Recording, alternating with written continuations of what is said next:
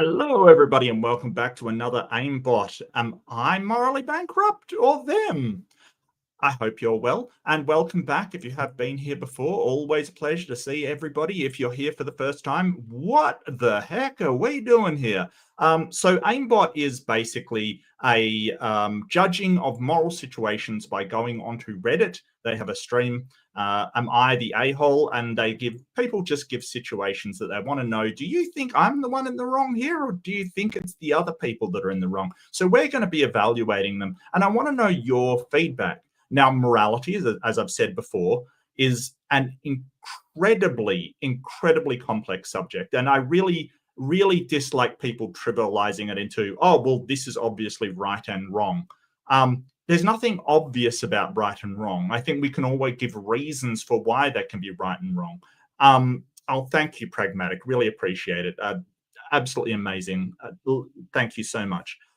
So we'll be going through that. Now, I am a I use secular humanism, which is consequentialism and utilitarianism. And those words aren't as scary as first thought. So if you're here for the first time, utilitarianism just means, well, I want something and I'm going to work towards it. So everything that works towards it is good. Everything that detracts from it is bad. That's all it means. So human well-being, in the case of secular humanism, whatever works towards human well-being, whatever detracts from it.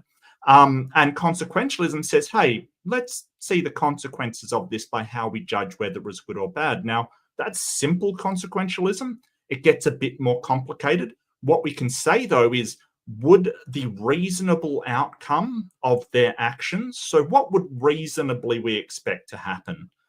Would that lead to the benefit of human well-being, or would it reasonably take away from the benefit of human well-being? And I think that is really where I'm coming from. Now, other people have different opinions, totally understand. But really, I sort of want to know why people believe the way they do.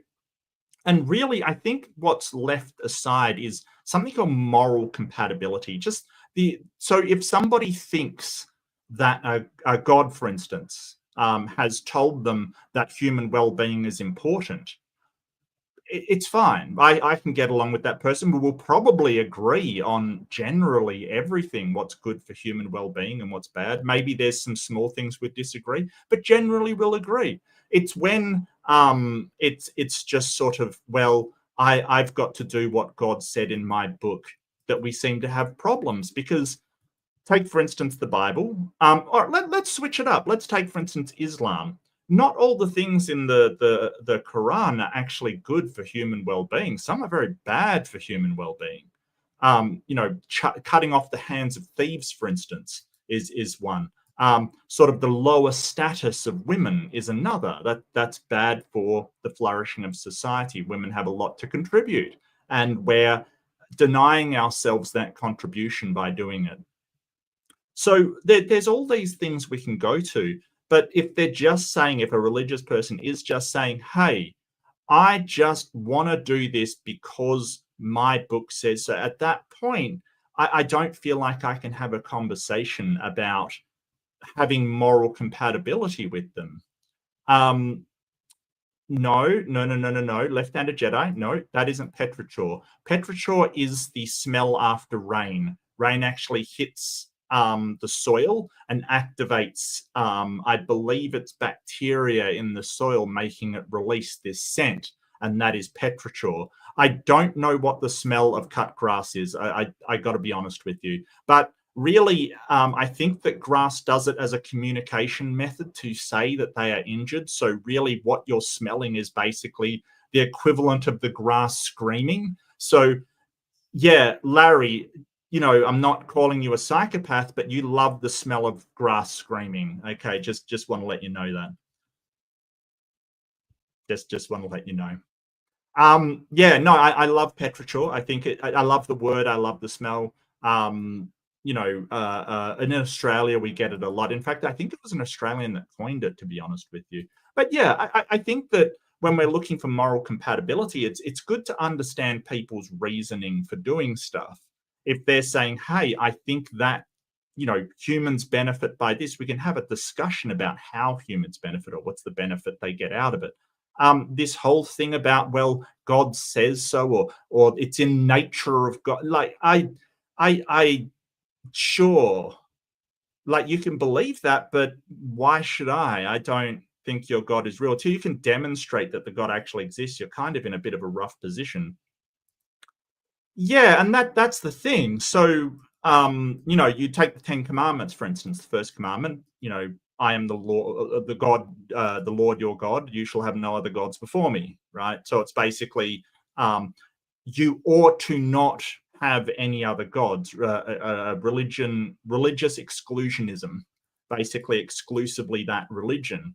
So, and it has provisions for getting people onto that religion, and it's very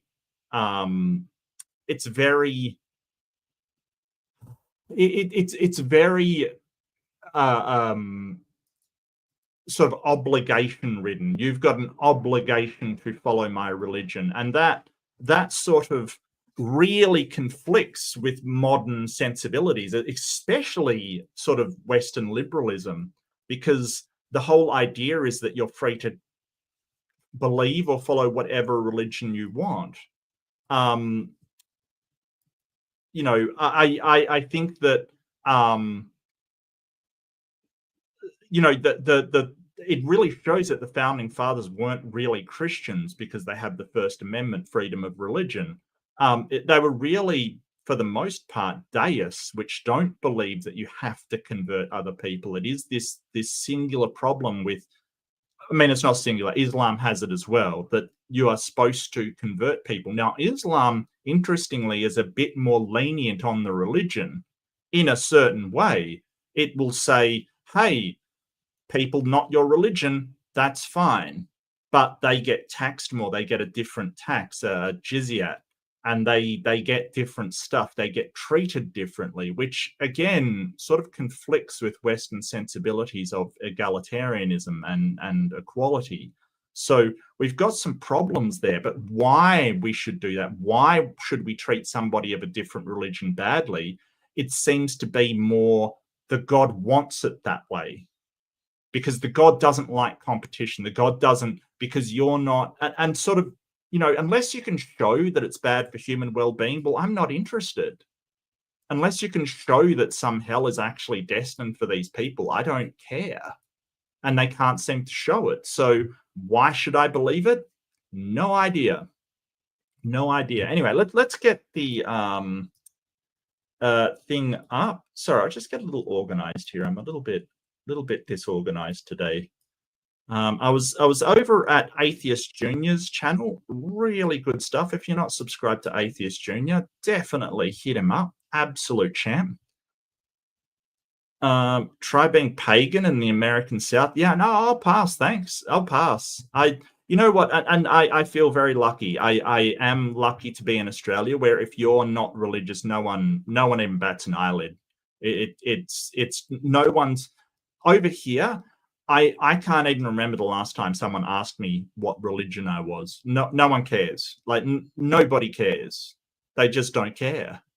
Like, it's actually nice. You're feel free to do whatever you want in private, but no one cares. Like, it just, there's bigger problems out there than, are you the same religion that I am? That's silly. I really feel for people because they have to explain what an atheist is and why they're an atheist. You don't have to explain that over here. It's like, okay, cool. Fair call. No worries, mate. No worries. Yeah. I believe in God. You don't. No worries, mate. No, not a problem. But it just doesn't come up. It just doesn't come up. So it's kind of weird. All right. But I'll get started. It's so good to see you all. Deviant, I was talking to Deviant earlier on AJ's. Deviant, so good to see you. Marty, hello. I'll just go through some people. God equals square root of -1. Nice. Larry, hello. Tux, good to see you, Tux. I haven't seen you in ages, mate. I must admit, I do apologize. I must have just missed you or something. And of course, Pragmatic Crystal and Left-Handed Jedi, so good to see you. So good to see you. All right. Yeah, I don't get it. I don't get it, mate. I really don't get it. You know, like I am so baffled by it. It like it doesn't take anything away from their life experience if you don't believe the same things they do. It's like it doesn't take anything away from my life experience if someone believes in God. It's just, you know, I don't think it's good for society to have that exclusive belief and have it enforced. It's not a good idea. But that doesn't mean that I want to prevent you from believing it. It's just like, whatever. Yeah, cool, mate. Go for it. I don't care. So yeah, it's weird, Jedi. I don't know, mate. I mean, um, you know, it's so. I remember Grayson telling a story about he didn't know what an atheist was. Yeah, I didn't kind of know what an atheist was when I was growing up. It just wasn't something that came up. So, you know, I don't know. Um, but growing up, I did believe in something. I just didn't know what it was, right? Like I was just like, well, there's got to be something more out there. There's got to be something spiritual or some connection between people, some kind of spiritual energy out there. Like I said, I grew up with a lot of woo around me, so I kind of thought there was something. But you know, the thing was, I was basically like, oh, there's something, but I don't know what it is. And it's only until I sort of got into logic and the skeptical community that I went, hang on, how is it that I don't know what it is, but I know it's there? Right? Like, you know, when I say it's something spiritual, but I don't know what it is, how do I know it's spiritual if I don't know what it is? That doesn't make sense. Because if I don't know what it is, I won't know if it's spiritual or not. That does not make sense. And sort of, yeah, I was definitely into kangaroo. Absolutely. Kangaroo. Yes. Yes. Thank you. I'd forgotten about that. Thank you. Okay. First up, Adventurous Web 4252 says, am I the arsehole for telling my classmates that I don't want an American name? Okay, so first off the bat, I don't think so. I think that you should be able to say whatever you're called. If you're being given a nickname, yeah, it's a problem. They will stick. They will kind of stick. It's really unfortunate. I don't, you know, I kind of think like a lot of people from Asian countries have American names or English names, basically names that they use because people can't pronounce it. Um, I think that like all nicknames, you don't really have a choice over what you're called. We have to weigh up the consequences of um, and at a certain point, I may in my life I may have been upset over not being called my name and get up in arms, but sometimes it is better to not not just to sort of get along socially. Like I get that maybe they ought to use your real name, but at the same time, people like nicknames. They do. People ascribe them all the time, and you have to weigh up whether it is worth it to you to really push back against it or just roll with it because it's not worth the time, the energy, and upset it will cause you. Just shrug it off. Like, and that's a big question because it depends on how much that name upsets you.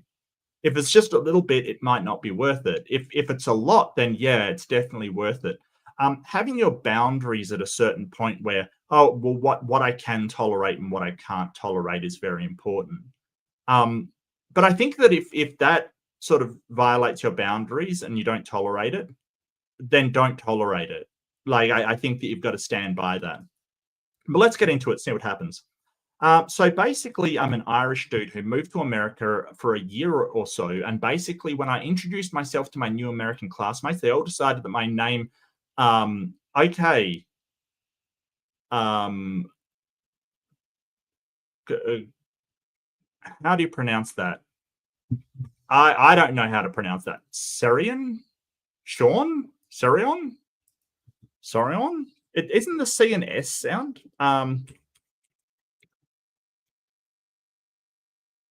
Syrian?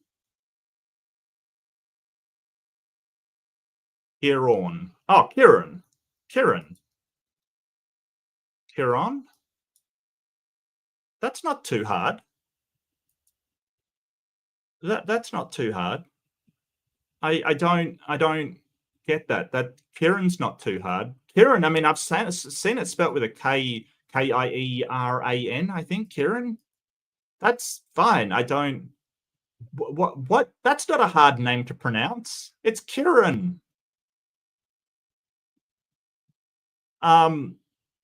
Too hard to spell or pronounce. Okay, spell I get. Spell I get, because that is an unusual spelling for me. Yes, I get you there. Pronounce? It's not hard to pronounce. So they all collectively decided to give me an American name. Practically everyone has started to call me Connor. Okay, well, I mean, that's not too bad as nicknames go. Look, to be honest with you, considering some of the names I was called in school, I would take it, quite frankly. I would take that as a win, to be honest. I just, you know, I've been called a lot worse than Connor. But that's me. I'm not trying to speak for Kieran here. I really am not. Practically everyone has started to call me Connor instead of my actual name, and it's starting to piss me off. I have told them many times that I don't actually mind if they pronounce, spell, remember it wrong, just as long as they're calling me by my actual name. Then even a few teachers are calling me Connor, and I get a little PO'd and tell everybody if they could please call me Kieran as polite as they possibly can. Everyone told me I was being dramatic and have started to call me even other names just to annoy me, like Caleb or Cade. Okay, that's... Every time I bring up wanting to be called my actual name, all they do is roll their eyes and give me snarky comments. Of course, I do like my classmates and they're all nice, but it does slightly piss me off. Am I being open radical, or do I have a fair point? No, I think you got a fair point. I think you should be able, you know, if it is making you that mad, yeah, you do have a fair point. I think they're being childish, but I mean, they are children. I don't know how old they are, but they do sound very immature. I mean, Kieran's not even that hard to pronounce. Oh, Phantom, good to see you. Oh, yeah. No worries, mate. Yeah, I know, Deviant. Like, yeah, you get saddled with nicknames. It's really unfortunate, but I don't know. It's kind of one of those things. Like, I mean, it's easy to say, hey, just take it. If you know you don't like a nickname, they'll call you something worse. But at the same time, you know, should you have to put up with that? Probably not. Is it sometimes better for your well-being to put up with the different name? Sure, yeah. And that's up to every person to decide how much their well-being is affected. I don't think anybody can answer that. But I think if someone's asking to be called by their actual name, I think you ought to do it, because their well-being may actually be impacted by not being called their actual name. It's very weird that the teachers have sort of taken to doing it. I suppose that's understandable. But if you just don't respond to the name, like just ignore anybody saying that name, I don't see why it would sort of phase out, because the only reason nicknames sort of stick really is because the person responds to it. I think maybe not.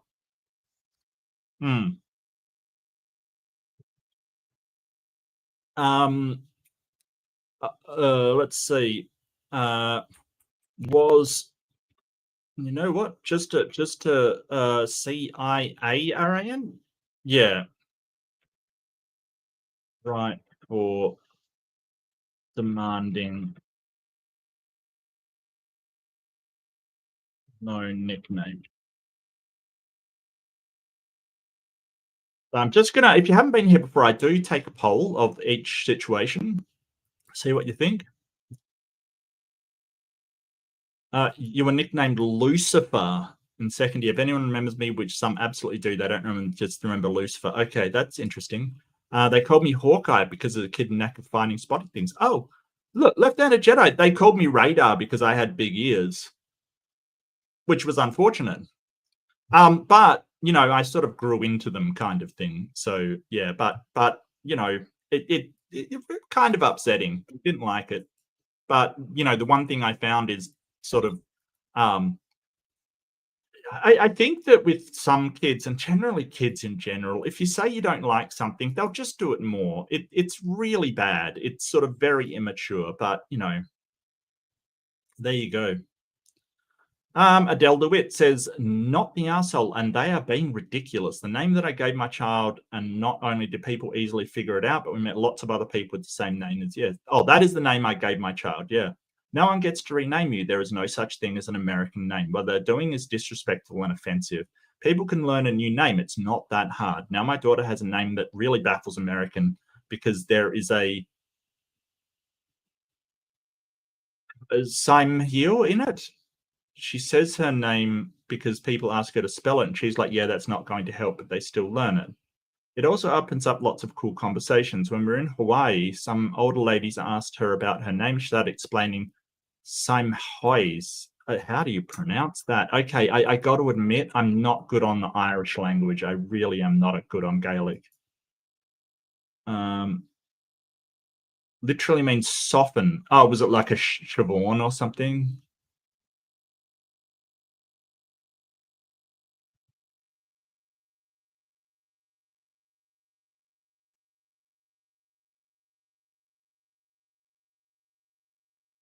Ooh, okay. Bird. Interesting. And ladies like endangered indigenous language from a colonized island. Yes, fair enough. That's true. Yeah, that is definitely a commonality between the Hawaiian people and the Irish. Endangered indigenous language from a colonized island. Yeah, they're not wrong. They're not wrong. They spent hours talking to her about Irish history and Hawaiian history and Indigenous solidarity and how important it is when her mum talks to her in Irish that she answers in Irish and not English. They also emphasize that when people say her name wrong, she corrects them each time because it's part of her identity. It's important. That's the advice I give you. I like that. Yeah. Yeah. And I think I agree sort of in principle, but it all depends on how sort of oops, I did not mean to do that. How much angst it's going to cause you. Look, if you think it's important, absolutely stick by it. Oh, yeah. Not the arsehole. To paraphrase Hassan Minhaj, people can say Jake Gyllenhaal, so Kieran shouldn't be the name to struggle on. Right. Look, I gotta say, Americans don't pronounce my name right. Okay, they don't. It's not a big deal. They just say Mork. And it's like, no, it's Mark. Like a crow, like Mark. And they say Mork. Hey, Mork. Uh, you know, it's not a big deal. It's really not a big deal to me. So a name's just a label. And I think a secular humanist would say that we should only use the labels what has been chosen or what has been earned. Like it's not good to use a label that is just sort of arbitrarily decided by you. So it's okay to say, hey, that guy is a whatever. But I think that that's got to be earned, not just labeled by you. And that goes for names as well. I think using someone's name is good for human well-being. It's basically saying if they want to be pronounced Mac, how'd you get a C out of that, Reed? I don't know. Close. No, it's fine. Like it's just accent, mate. It's not really mispronunciation. It's accent. It's just the accent of people, and that's cool. Like it's just always weird when I remember I was over at Modern Day Debate the other day, and Jim Bob's like, "Oh, Mark Reed, and he's doing an accent." It's like, Jim Bob, do you think you don't have an accent? Like, who are these people that think they don't have an accent? It's so funny to me that they think, oh, this guy's got an accent. Everyone's got an accent, mate. That's the whole thing. It's so funny to me, like that they think that, oh, this is how people talk normally. What does that even mean? I don't know what that means. You're basically saying everybody from where I am talks the same. Yeah, exactly, Phantom. That's what everyone thinks. Or, it is what most people that don't think about it thinks it's, yeah. I say there's someone with so it's a marked respect to learn how to say someone's name, so you're absolutely right to refuse. I say this is someone with a surname that people correct the pronunciation of, like I don't know my own name. Does the name not exist in the US at all? I would have thought they at least had the anglicized Kieran, if not Kieran itself. Yeah, absolutely. Yes, the name exists in the US. I know several Kierans growing up in Chicago. Well, maybe he's in the South or something where they're not um not so not so up to date on worldwide names or ethnic name. Ethnic, can you call Irish ethnic? I suppose you can. Is Kieran's pronounced differently to Kieran? Nope. That's what's so surprising to me. I assumed that it was not that uncommon in the US. Well, it depends on what part of the US, really. I don't think there's that many Kierans in certain places, kind of thing. It is still a very English name. So Midwesterners, for instance, they have a lot of sort of Middle European descent, like German and Dutch and things like that. So they may not be that familiar with the name. Whereas some of, things like Boston and stuff like that, they may having a lot more of English and Irish descent. Kieran means dark one. Uh-oh. Uh-oh. Kieran speaks.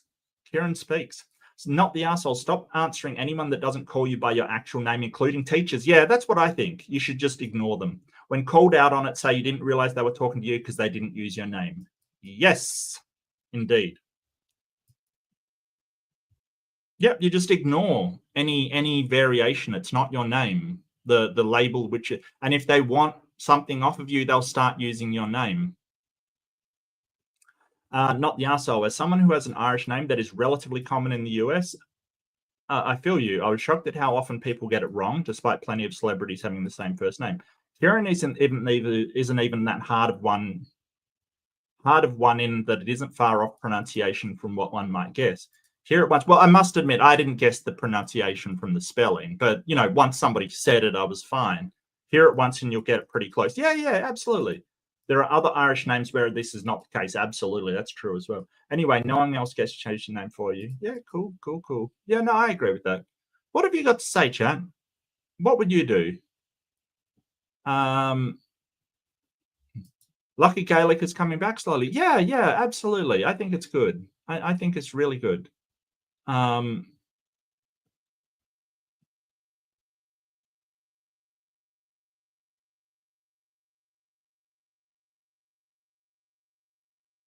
Deviant says your name is important. If someone tells you what they want you to call them or not call them, you should bloody well use the name and tell you to. Yeah, absolutely. I agree with that as well. I really do. Whereas a Math Pig, yeah, actually, I forgot. I haven't seen Math Pig around for a while, actually. I hope he's, I did like Robbie. I think he's probably taken. I mean, he used to run rooms with some people in those rooms. It was a bit like Germania. Some of the people going into those rooms were just well out of order. Just some wild stuff.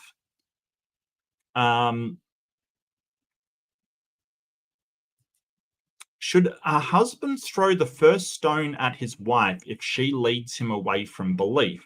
The God guy has ordered it as such.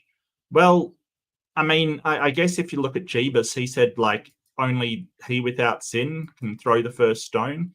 Personally, I just think that, Jesus wanted a moratorium on stone throwing. He wanted to be the one to throw all the stones, and there was only one sinless person.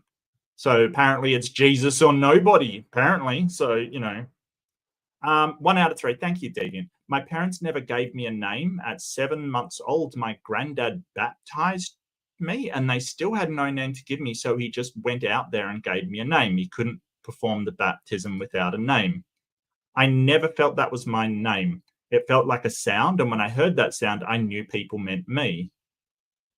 So when I turned 40, I gave myself a birthday present, a new name, my real name. Yeah, Deviant. No, yeah, absolutely. And a surname that honors my mum and symbolically cuts me off from my abusive dad. Right on. I am 100% in favor of that. Right on. You know what? It's interesting. because I'm a big fan of gaming. I'm a gamer, and unashamedly so. I think gamers.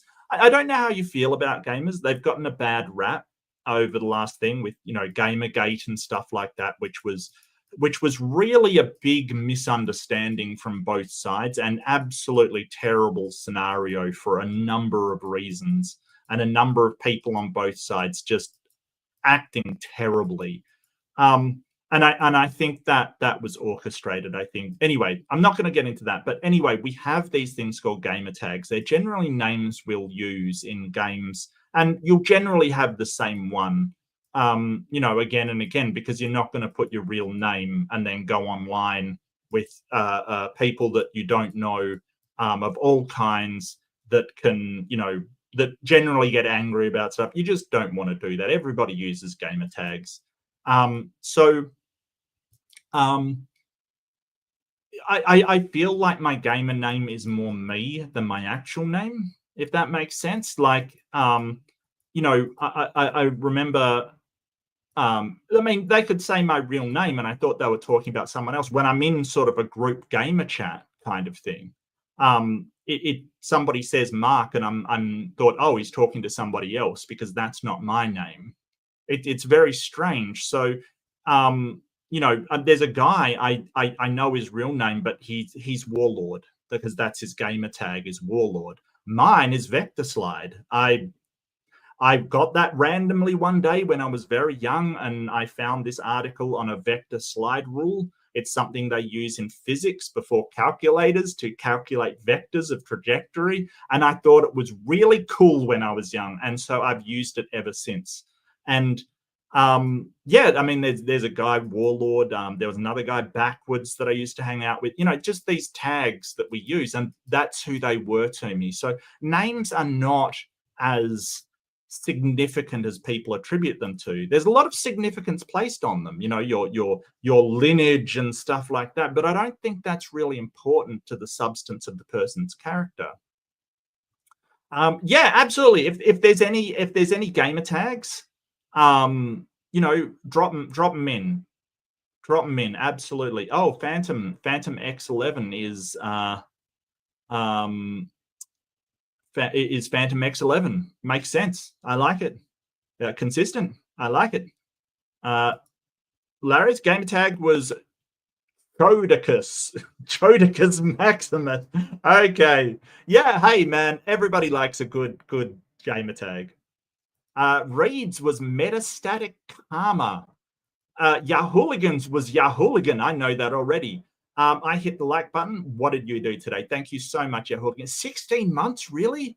No, that's impossible. Get out of here. You hacked YouTube, obviously. Yahooligan, hacker, confirmed.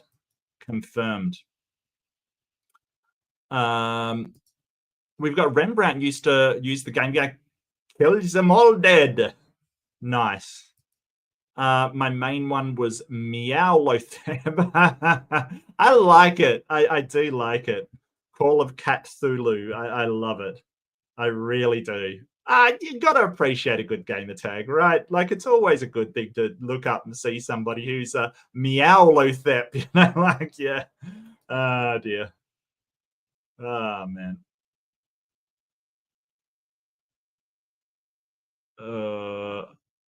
Mathpig was on Wildheart. Oh, that's nice. And Wildheart, I'm hoping Wildheart is well. He looks a lot healthier, a lot better. You know, and I hope he's doing okay. I really do.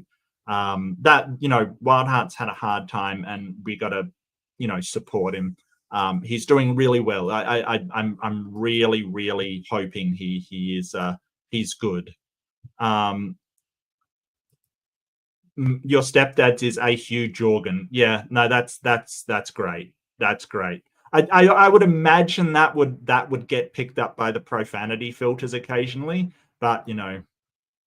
Another one is Death Wish McDoom. Yeah, I don't know about that. That's almost like Bodie McBoatface. Like, seriously, Death Wish McDoom. Well, yeah, no problem, sweetie. Lots of love. Yeah, the government is bad at running websites. Yeah, Australian like government websites. I don't know what it's like over there, but I don't know who they employ for this. Like if they just get people out of university or something. I have no idea. It's all it's probably they don't pay them that great compared to private industry. They're just their websites suck. Their websites suck. Absolutely suck. I yeah,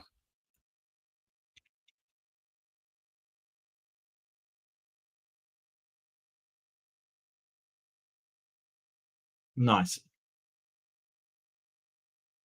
Oh, I gotta respond back. Respond back. There we go. Okay. All right. Well, let's go on to the next one. How did you guys vote? How did you vote? I've got a pretty good idea from chat. Yeah, moral high ground.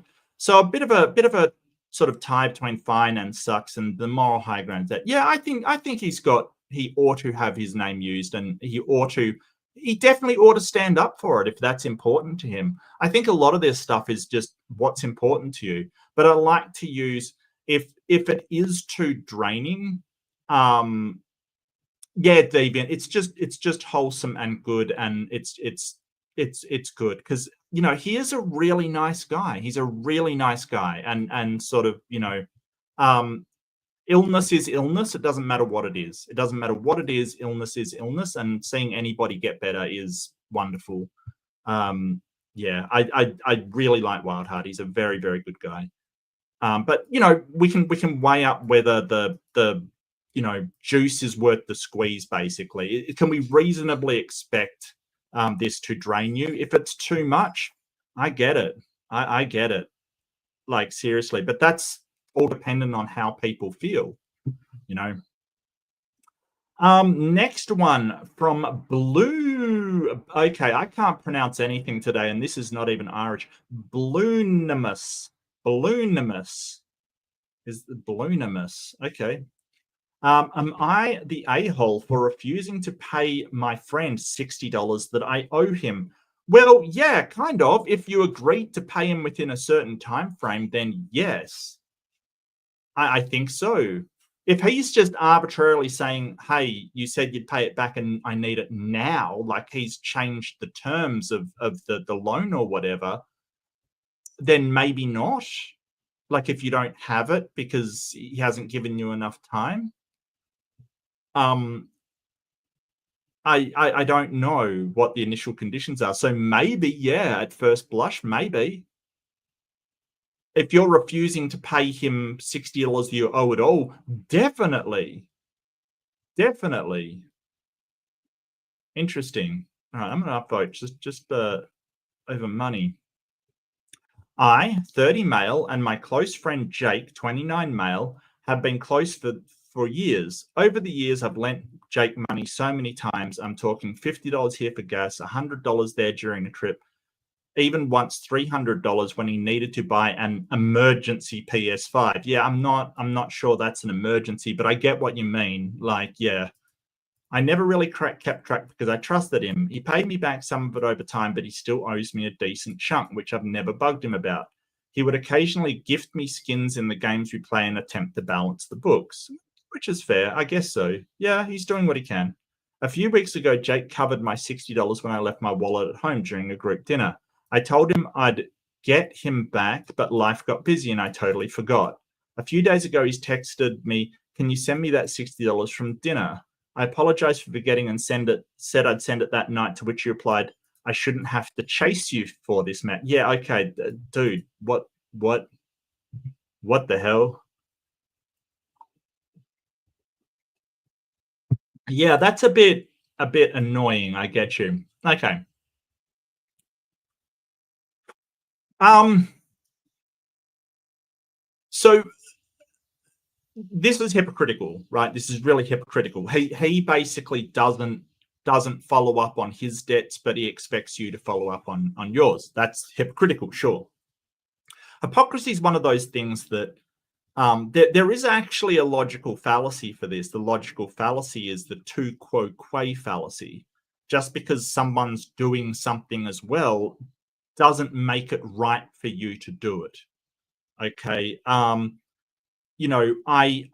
think that hypocrisy is one of those things that we're all kind of hypocritical at some point, is the first thing I'll say about hypocrisy. The second thing that I say about hypocrisy is just because something is hypocritical doesn't mean that it's the wrong thing to do, right? So if I'm like, I used to smoke cigarettes, and this is the example I always use. I'm sorry if you've heard it before, but you know, I used to smoke cigarettes, and I say, don't smoke, don't even take it up. It's really bad, really horrible. It's expensive, nasty, addictive. It's just a terrible idea all round. There is no redeeming thing about it at all.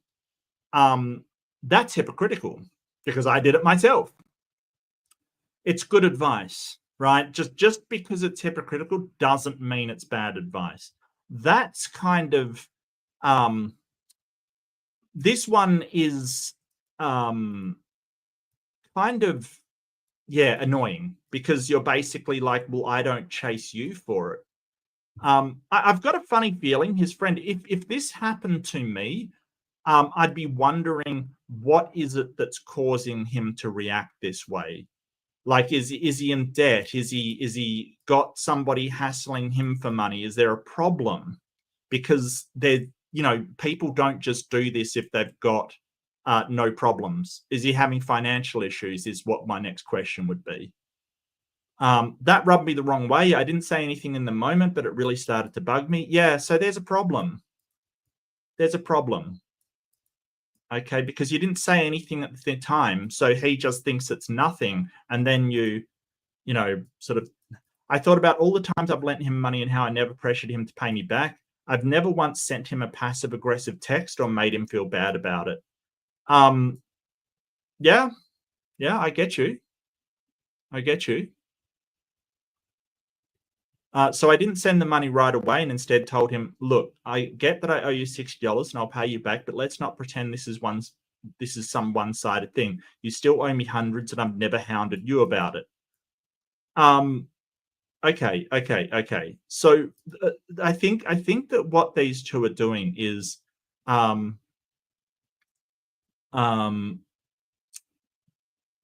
what he's doing is he's just going to, hey, you don't pay me back, so it's accusatory. I think that if he's in a bad position financially, that will upset him, right? Maybe asking if he's okay is probably better for your friend.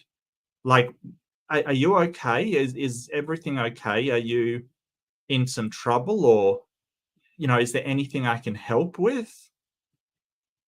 You know, because, you know, sort of people don't usually get this upset about $60. Not usually, not unless there's something else going on in their life, especially if he owes you hundreds, right? But he may take that as, well, I shouldn't have to pay you back because you owe me hundreds, and that might upset him because there might be something else going on in his life. Yeah, so I'm not sure. I think he could address this thing better. Jake didn't take that well. He said it's not the same thing because I never asked for my money back, so it's on me if I didn't care enough to get it. Okay, well, that's a weird thing to say. You know, that's a weird thing to say. So now he's pissed at me, thinking I did not pay him back intentionally and saying I'm deflecting to avoid paying him back and that I'm being a stupid friend. What? No. I feel like I'm in a weird spot here. Yeah, I owe him $60 and of course I'll pay it back. But on the other hand, his reaction feels so hypocritical given everything I've done for him financially over the years. Number one, if he owes you hundreds and he's asking for $60 back, you can say take it out of the debt. You do have that right. That is a right you have. But I think in this case that his friend is embarrassed, having problems, in a bad situation, and he feels like you're embarrassing, hurting him, not understanding. And so I kind of think everyone sucks here. Am I the asshole? Edit. I paid him back like I always intended to do. Yeah, I get you. But if you really feel like you shouldn't have to, so let's look at the consequences, the reasonable consequences. For a start, his friend shouldn't be saying, you know, I shouldn't have to chase you for this, man. I mean, come on, dude. Seriously? You'll get a lot better by saying, look, I'm sorry to pressure, but I really do need it. I'm just in a pinch at the moment. Like being honest and stuff, that will get you way further. So his friend is not doing what he ought to do in the first place. He's taking his financial frustrations or some other frustrations out on his friend. Good. Thanks for dropping in. God equals square root one. Don't forget to like and subscribe and share with your friends, because that's what friends do. And I've never once been. I shouldn't have to chase you for this, man. I shouldn't have to chase you for a like, man. You know what I mean? Like, can we really say that's the right thing to do? Of course not. Of course not. That's not the right thing to do. Yeah. Jim Beta confirmed. I didn't say anything much really started bugging me. Yeah, yes, you've never once sent him a passive aggressive text or made him feel bad about it, but you may not be in the same situation. The question is, why is he sending you a pass? Is that just what he's like? Is he just sort of a passive aggressive manipulator? If that is the case, then oh, Ember, hello. If that is the case, then maybe do say, hey, take it out of the money I owe you and then don't come again, because that may not be good for your life. But, you know, if that's unlike him, which it does sound like it is, he may be in a really bad situation. I think that they're not talking to one another. And you're not saying, hey, I didn't say anything in the moment. Yeah, I think that you do have to say something. I get you don't want to like tip the boat, but if it really bugs you, all that's going to do is build up resentment, and that's not good for any relationship as far as I'm concerned. So who's in the wrong, who's in the right? I don't think he's the arsehole here. I think his friend really is for being passive aggressive and calling him a stupid friend, you know, like that's not the way to get somebody to help you out if you're in a bind. So I really think it's his friend that's being absolutely shocking. I mean, not absolutely shocking. Look, people do weird stuff when they're stressed out, especially if they think that their survival is at stake. You know, it's actually incredible if you look at the statistics, how many divorces, breakups, you know, lost relationships are about money and only about money. They're not a character disagreement. They're not anything. It's always money. And that's because money is tied so closely to your survival. It is, unfortunately, it absolutely is. So, you know, when people's money is threatened, they feel their survival's threatened. And when you feel your survival's threatened, activate fight or flight, or fawn or freeze, of course, but, you know, activate some kind of lizard brain that makes you do weird stuff when you think your survival's at stake. Everybody does it. You know, and that's tied to money because money is survival. So we've set up a system where our finances are directly tied to our survival. So when our finances are threatened, we engage lizard brain, protect and attack and flee and do all of this weird ass behavior in order to save ourselves. Problem is that it's not as cut and dry as the original intention for this survival mechanism. So sometimes we have no idea what to do. We're just, you know, in a state because we don't know how to react to this threat to our survival. So we do all kinds of weird stuff. I think, and people sort of say, young earth creationists say, oh, evolution doesn't help us. No, understanding where we came from and the mechanisms behind our evolution, we can understand why it is that people react the way that they do. And they really do react strangely. People are weird, yo. Oop, I didn't mean to do that either. People are weird. Just going to say. Redditors, what have you got to say? Giddy up, Kitty. Jake is a hypocrite. Yep, I've already talked about hypocrites. And also an unblushing user. Yeah, okay, calm down, Reddit. I don't think that may be the case. I don't think that may be the case. Time to make him grow up, OP.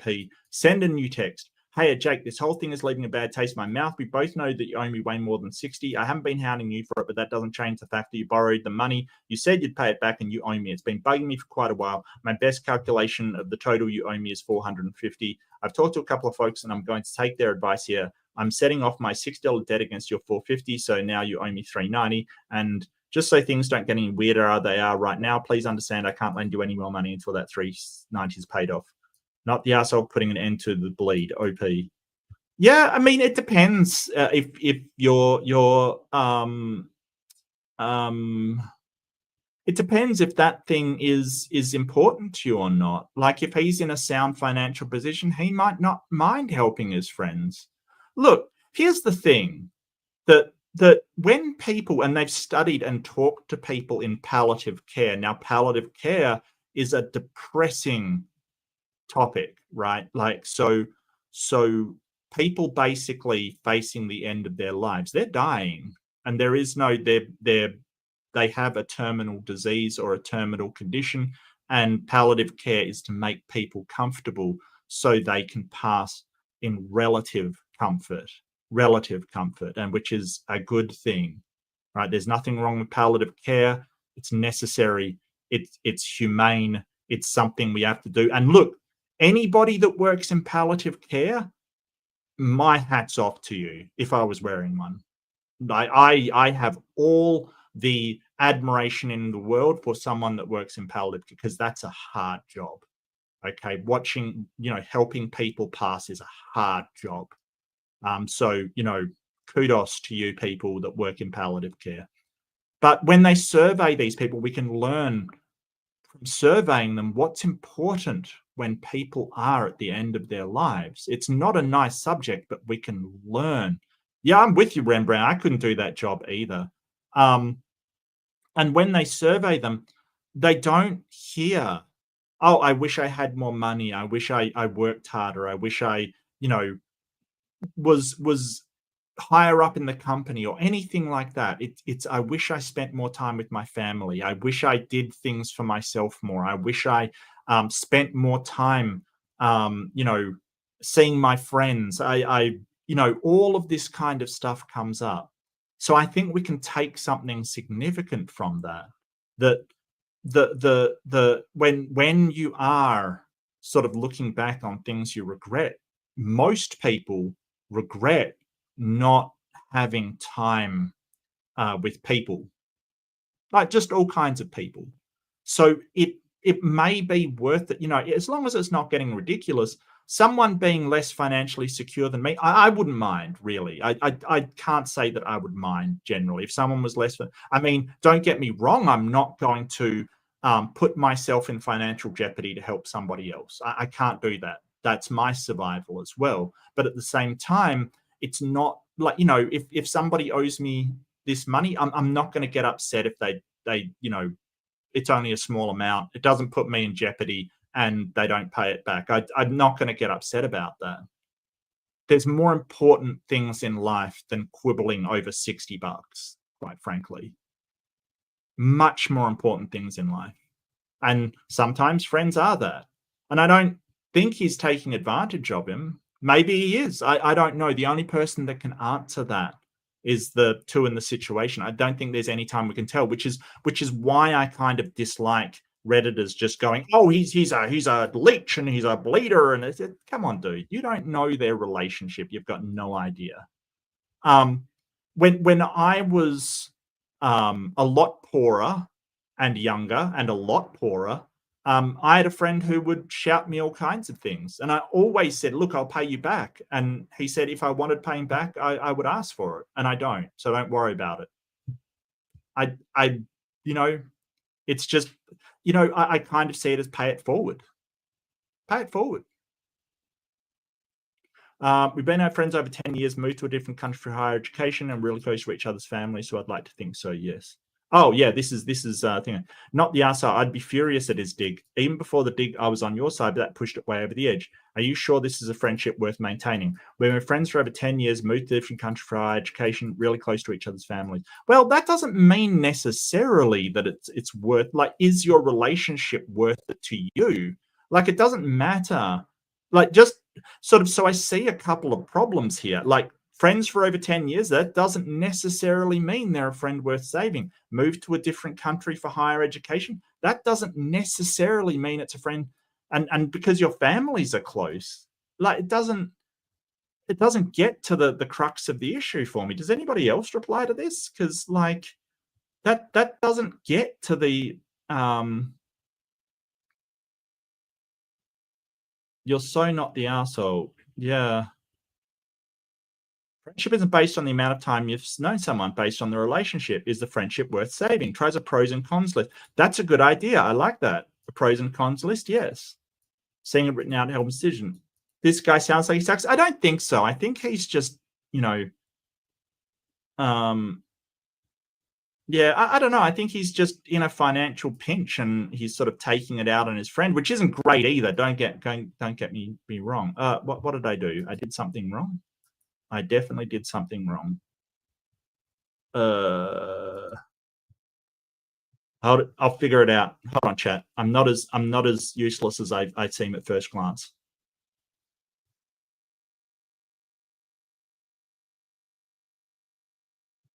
There we go. Aline, not the asshole. Your friend is being extremely hypocritical. Yeah. Yeah, and hypocritical in a way that is kind of really annoying. Look, hypocrisy is always annoying. It's really annoying for someone to be doing something and say, hey, you shouldn't do the thing that I'm doing. That's always annoying. Doesn't make them wrong, but it's always annoying. I get you. Yeah, that shouldn't have to chase you for that. That is passive aggressive. I mean, it's not even passive aggressive. It's more just aggressive, you know? How was I to know you wanted it back when you never asked? Are in direct conflict with one another. That is true, actually, Owls and Cardinals. Good pickup. That's two contradictory statements. How was I to know you wanted it back when you never asked? And I shouldn't have to ask you. It might be cleanse to pay him back. Also, for fuck's sake, cut ties with him. You can do the math and explain that rather than paying back in and letting money apply towards debt. Yeah, no, I get you. Your friends are flaming. Well, I don't know if he's that bad, but yeah, he definitely is acting like one. Just say I shouldn't after you the money you owe me because as you told me I shouldn't have to chase you this man. Yeah, no, I don't think escalation is a particularly good idea. Like, seriously, I think that if you're going to sort of if you're going to do that, just cut ties. You don't need another emotional entanglement with somebody that you're not going to be emotionally, have a relationship with as a friend, platonic or otherwise. Like, just don't even. Just go, yeah, okay, take your money or, take it out of the money I owe you. Get on with it. Easier said than done. Absolutely. Totally agree with that. What you got to say, peeps?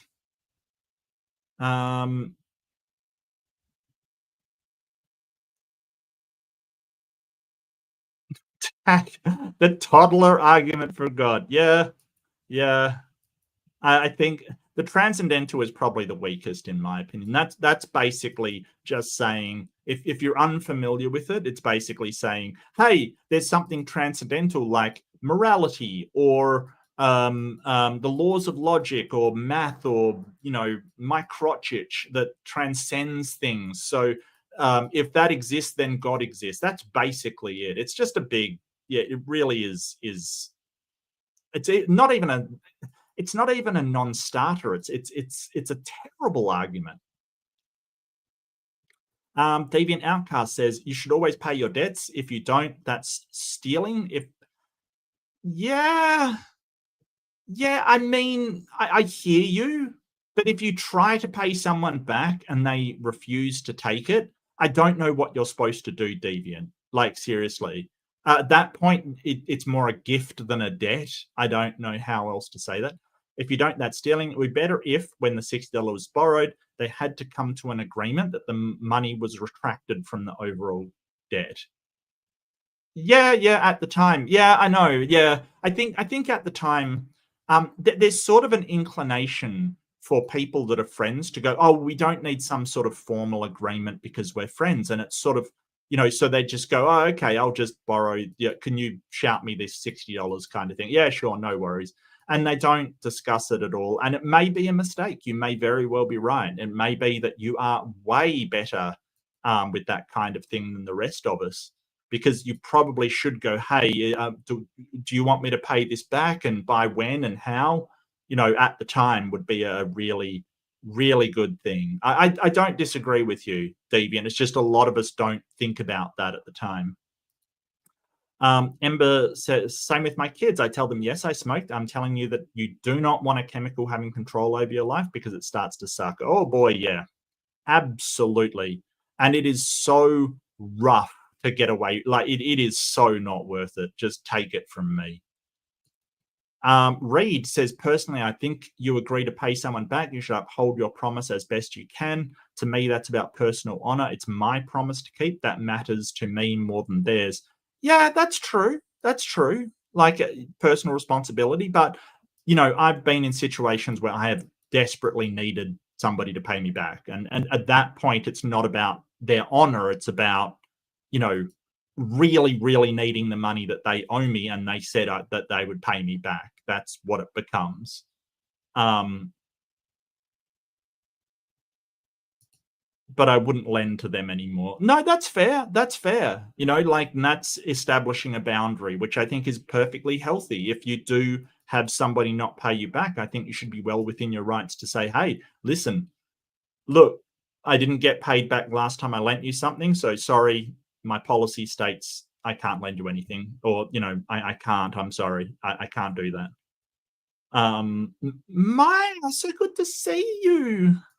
So good to see you. And thank you for having the Canadian on your show last time. You know what? He didn't even tell me. He didn't even tell me that he was going to be on Bad Science Sunday. And I was like, oh. I think when I was on Bad Science Sunday, I told everybody that would listen to me, quite frankly. I think it's shocking and a scandal. And how dare you? Absolutely, fully agree. Yeah, absolutely. And yes, $60 is a lot to some folks. Yeah, I get you. Absolutely can be, yes. But that's where, we have to look at our situation and go, is it something I can spare or not? That's why I'm not lending people money or giving people money to my financial detriment. Look, if I gave to every charity I wanted to give to, I would be out on the street, quite frankly, because there are so many good charities and so many things that I would love to give to out there. But, that's not the reality of my situation. We've got to be realistic about where we are and do what we can without crippling ourselves. And if that, because I can't help anybody if I'm destroying myself. Big Bad Mama. Hi, Mama. He should have asked Jake for the hundreds of dollars owed to him sooner. Otherwise, he's blurring the line between gift and loan. Obviously, Jake needs money bad. Yeah, absolutely. I think that Jake definitely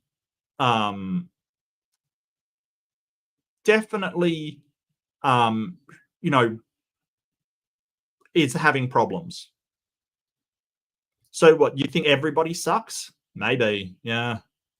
Yeah, I mean, I think he could have handled the question better, but, the conversation better. But I think that, when you have a real close friend and they owe you money and they say, shouldn't have to chase you, I can imagine how people respond. I'm not going to blame him in entirety for that.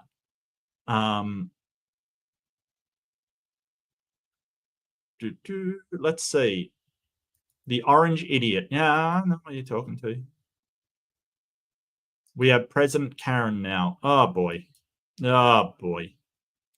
Look, I did a bit of a blackout. I've caught back up with the news. The executive orders that man has put through have been baffling.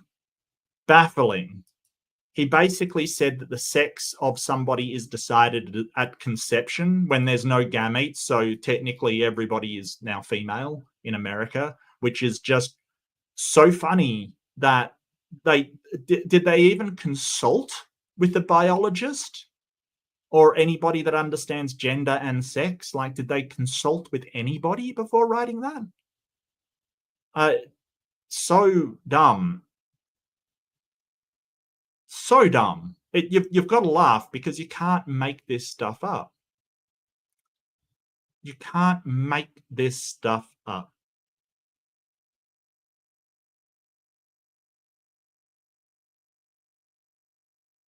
Also tired. Managed to record a news. Record a news. Oh, that's cool. You could save a friend from moral error. Possibly. Possibly. I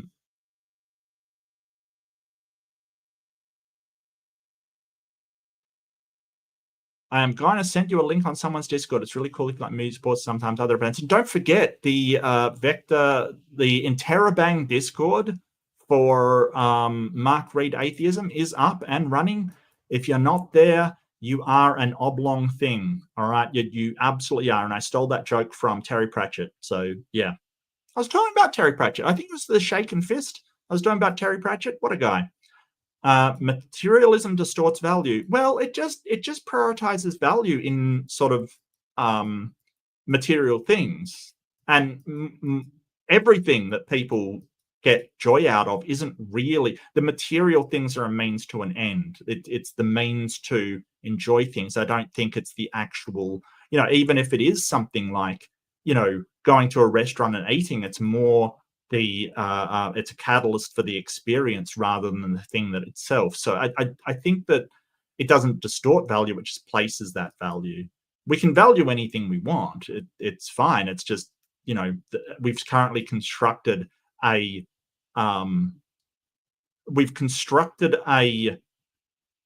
bunch of societies, I guess, or society in a way that capital is essentially I'm not sure what I'm trying to say. That the acquisition of capital is the greatest value, rather than the well-being of people. The acquisition of capital is almost everything. So it's not surprising that our society is the way that it is.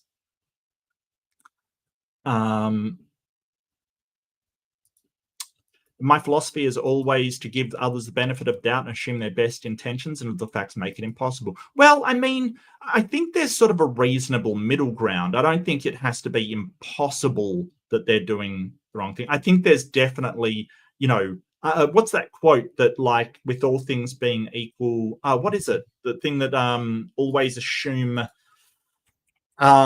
stupidity over malice. Is that the one?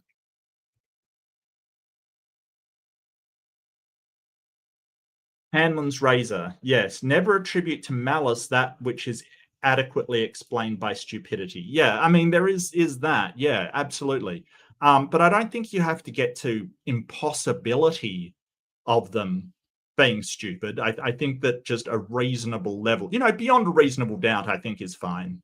I think that's fine. Yeah, no, I don't know about that one. I don't know about that one. It's part of it is very, it does occur to me he does come from South Africa and has talked, not in he's talked about apartheid in not a negative way. I'll put it that way. So,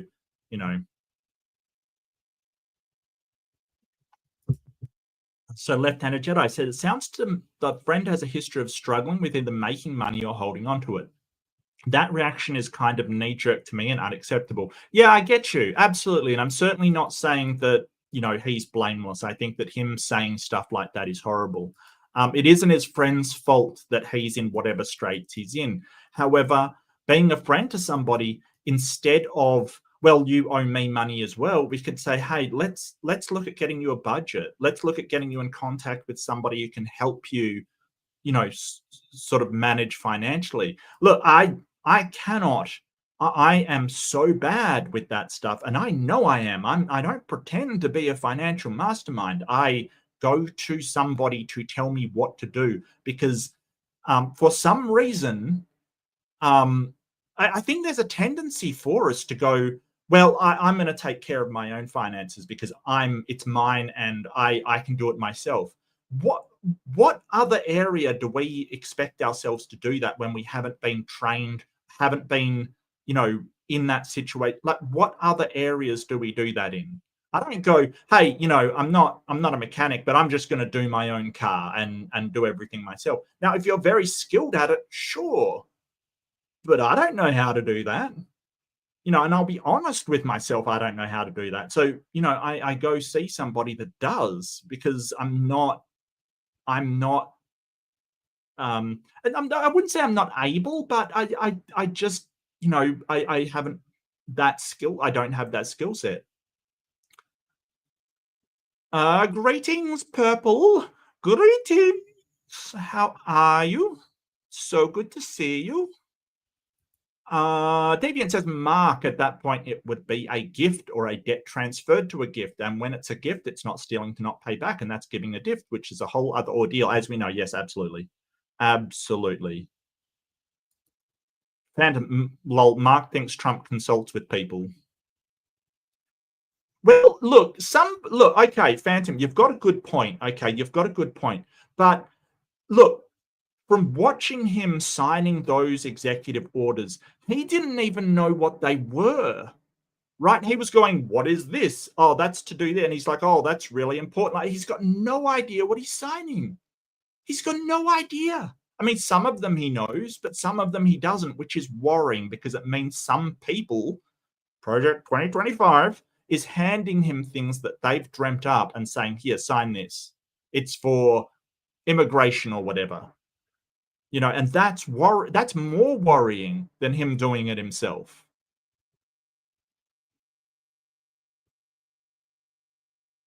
Deviant says, I'm breaking my non-exigent budging on supporting my favorite YouTube peeps, but I don't feel bad. None of them would say that, but they're good people doing important work and I support them. Yeah, but you can't do that at the expense of yourself.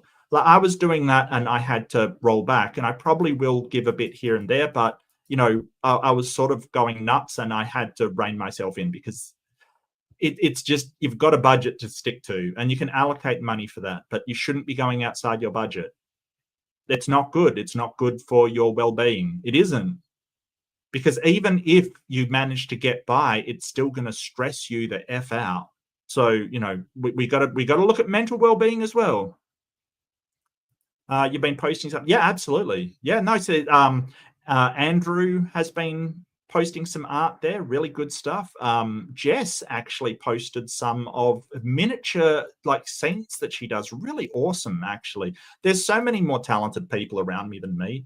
It's actually quite embarrassing, and cool. I mean, I'm just going to vicariously live through their talent, quite frankly. So yeah, get ready for that, Jedi.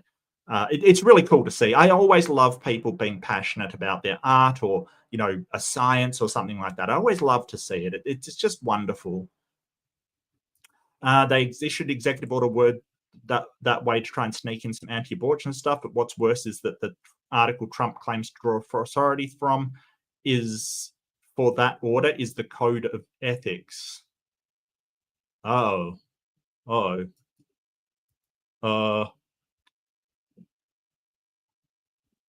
okay. I'm not sure what the code of ethics. What code of ethics? What, the 2025 code of ethics? I'm not 100% sure what you mean. Ems. Deviant Outcast. And I'm not gnawing off the furniture to feed myself, not yet. And I think maybe Soot would complain at that point, since he's paying for everything while I'm getting back on my feet. And that's okay. That's what people do when they support one another. That's okay. Can you dissociate social constructs from natural reality? Dissociate? Yeah. I mean, they don't need to be. I mean, of course we can. We can make up Lord of the Rings in Middle Earth and have social constructs within that. They can be sort of meta levels above, right? Like, I can make a nation in a world that does not exist. That is a social construct. It's just agreed upon by everybody that reads about the world, but it's not real, and it's definitely not natural reality. So yeah, why not? See, social constructs, they're only exist between a group. The whole idea of them is people just agree on what they are, right? So Absolutely, you can. Yeah. Executive Order 66. Well, didn't he sign 70 something? How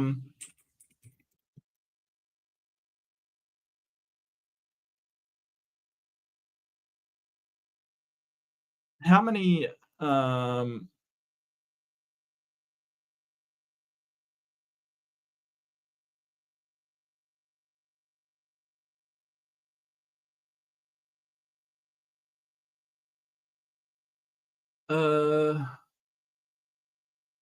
Do we have a list of these executive orders? Like, seriously?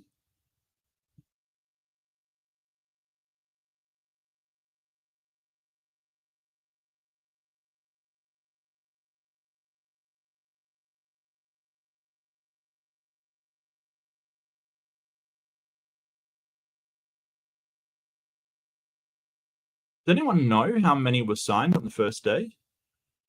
Yeah, no, I know it's a Star Wars reference, but if he signed over 66, he would have signed the 66th one at one point, and I'm wondering if I can look up what that order was. List of Trump's executive orders, 2025. All of Trump's executive orders from week 1. Okay, well, whoever put this together, well done. No, I'm just trying to make the actual meme happen in real life. Like just trying to make that meme occur in damn real life. Oh my god, there's so many of them.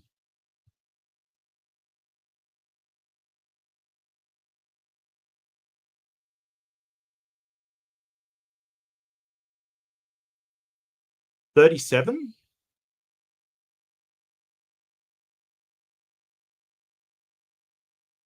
$37. Okay, so we didn't get to 66. Oh, that's a shame. That's a shame. That's it. I mean, he signed a record amount. Like he signed 220 in his first term, which is just an insane amount. So it's so weird that they sort of say, hey, you know, Obama's signing all of this executive order, and then Trump gets in and he signs like twice as much. It's so weird. So weird. Purple, I'm always broke, so I have to figure out how to fix things myself because I can't afford to pay anyone else. No, that's fair. That's fair. Look, I do have some mates in the building industry, and you know, people that can help me, which is good. You know, and I kind of have. I mean, when my light switches broke here, I just fixed them myself, kind of thing, because I'm at least competent at circuits. But oh, Ember, thank you so much. You don't have to do that, but thank you. The Orange Clown doesn't know. Yeah, no, he doesn't know anything about anything. It's quite terrible. But ooh, Ember gifted 5 readerships. Thank you so much, Ems, and I will get the list of people because that's what I want to do. And we have Dustin Taub, My Unfinished Journey, Dolly 88, Ross Settles, Schrodinger's Chat. Oh, I love that name, Schrodinger's Chat. Oh, that's awesome. I love a good punny name. That's wicked. I love it. Absolutely fantastic. Schrodinger's Chat. Thank you so much, Ems. Lots of love. Really appreciate it. Pedro says you can't learn everything. Knowledge costs time. The worst part is buying the tools and using them only a few times. I'm all about specialization of work. Do the thing that you're good at. Yeah, I have a tendency to agree. Yes. Don't tell me. Sorry. I'm sorry. I'm sorry, Ember. I'm sorry. I didn't tell you what to do. I said you don't have to do that. I said you're not obligated. I didn't tell you what to do. I didn't honestly.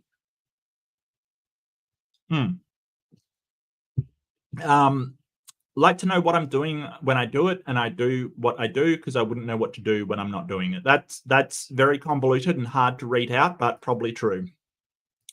I wouldn't know what to do if I wasn't doing it. Yeah, I don't know. Yeah, I'm not sure about that. If I wasn't doing what I'm good at, I don't know. There's a thing to be said. Should you do what you're good at or what you enjoy? Right. And that's a difficult question. That's a lot more difficult than what you'd think. What you enjoy, do you want to do that for work? Right. Like, because I know of chefs that love to cook and now they hate cooking. Now they're a chef, absolutely loathe it. So, doing too much of what you like can actually make you dislike it. And that sucks. So I think what fulfills you rather than what you enjoy at the time. When you get to the end of it, you feel good about what you've gone through is what you should do. So that may be, hey, you like, I don't know, in my case, arguing with people. And then at the end, when you have made your points, you feel happy about explaining things to people and hearing and breaking down what they've said and putting it up against my own. That's what I feel fulfilled by. People like, I don't know how you can sit through these conversations. It's like, yeah, it sucks at the time. But when I get, I feel like I've done something that has been fulfilling. I've managed to get across ideas to people that don't want to hear them and have attempted to stop me. Look, it's weird. I'm strange. I know. All right. Just don't at me. I'm strange. But, so what you enjoy, I'm not sure you should do that. Maybe you should do what you feel fulfilled at doing rather instead. That maybe, I don't know. I don't speak for everybody. Executive orders make you nervous? Yeah, I've had it in mind to emigrate to another country, possibly Australia and New Zealand, since I graduated from high school, but many of these may be global threats. Yeah, I don't think they're as much as you think they are, Reed. Like, Australia's not really globally threatened by anybody. I don't see that. Look, it's so weird. We have a joke here that I'll see if I can find a video of it. Maybe I shouldn't. Maybe I'll get demonetized. But basically, there was a thing of like, well, we're improving our military because of sort of a Asian nation that seems quite powerful. And they're like, China, yeah, China. And it's like, well, why do we need to increase our military for them? And he's like, well, we've got quite significant trade routes in the area. And it's like, okay, who's our biggest trading partner? And they're like, well, China. And so it's like, let me get this straight. You want to increase our military to protect our trade routes with China against China. And there's a certain point to that. We do really well trading with China, and it's really good for the Chinese as well. There's no reason why they would like it. It's just this whole idea. Oh yeah, New Zealand's not even a threat to Australia, quite frankly. Look, if the Maoris get organized, I wouldn't put it past, but like they can be scary, mate. Absolutely, don't underestimate those Maoris, mate. They can be serious. They're a very, very, very cool people, but they can be very scary. So, but yeah, no. I think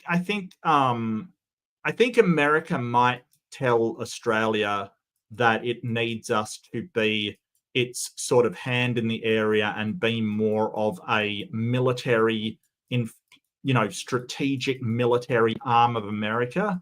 And I would gather that Australia will tell Trump to fuck off.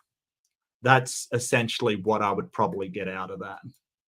In a nice way, of course. There's no way, we are increasing military, but I think it's just, it's not to really threaten anybody. Oh, no, they're lovely people. Absolutely. Absolutely. But if you give them cause to get angry at you, they can be scary. But no, lovely, lovely people. Yeah, absolutely.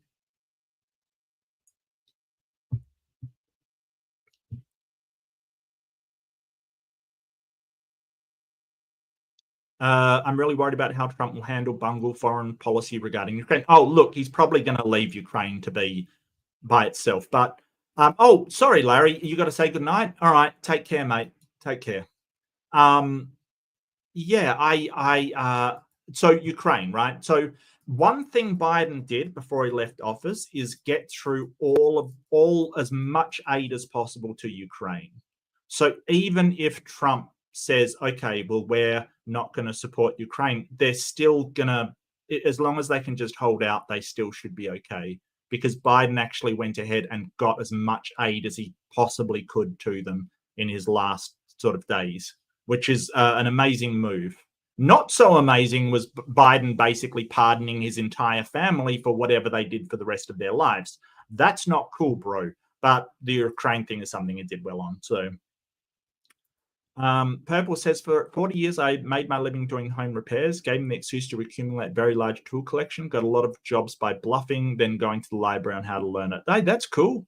Hey, sometimes it is, it is the necessity of doing something that makes us look. The amount of times, like working in IT, that you have no idea what's wrong, right? You have no freaking clue. Like you just have, like, it is beyond you, and you've got to somehow figure it out. And you just go to the internet and start knocking out possibilities. Like, just what could this be? That's what you do. And then you learn it. And then next time that problem comes up, you're like, oh, I've seen this before. That's a half of the job, is learning new stuff, because I've never seen this do this before.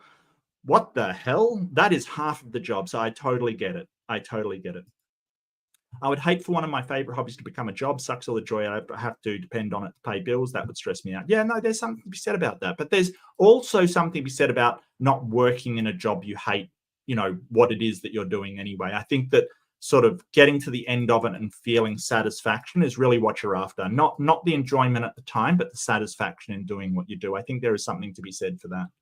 Absolutely. Lurking, Victoria, you're always welcome to lurk. Always a pleasure to see you. Absolutely. There are a lot of DPRK soldiers being liquidated. Korea, People's Democratic Republic of Korea. Yeah, Korea sent some troops in. I am aware of that, which China apparently is not happy about, because China's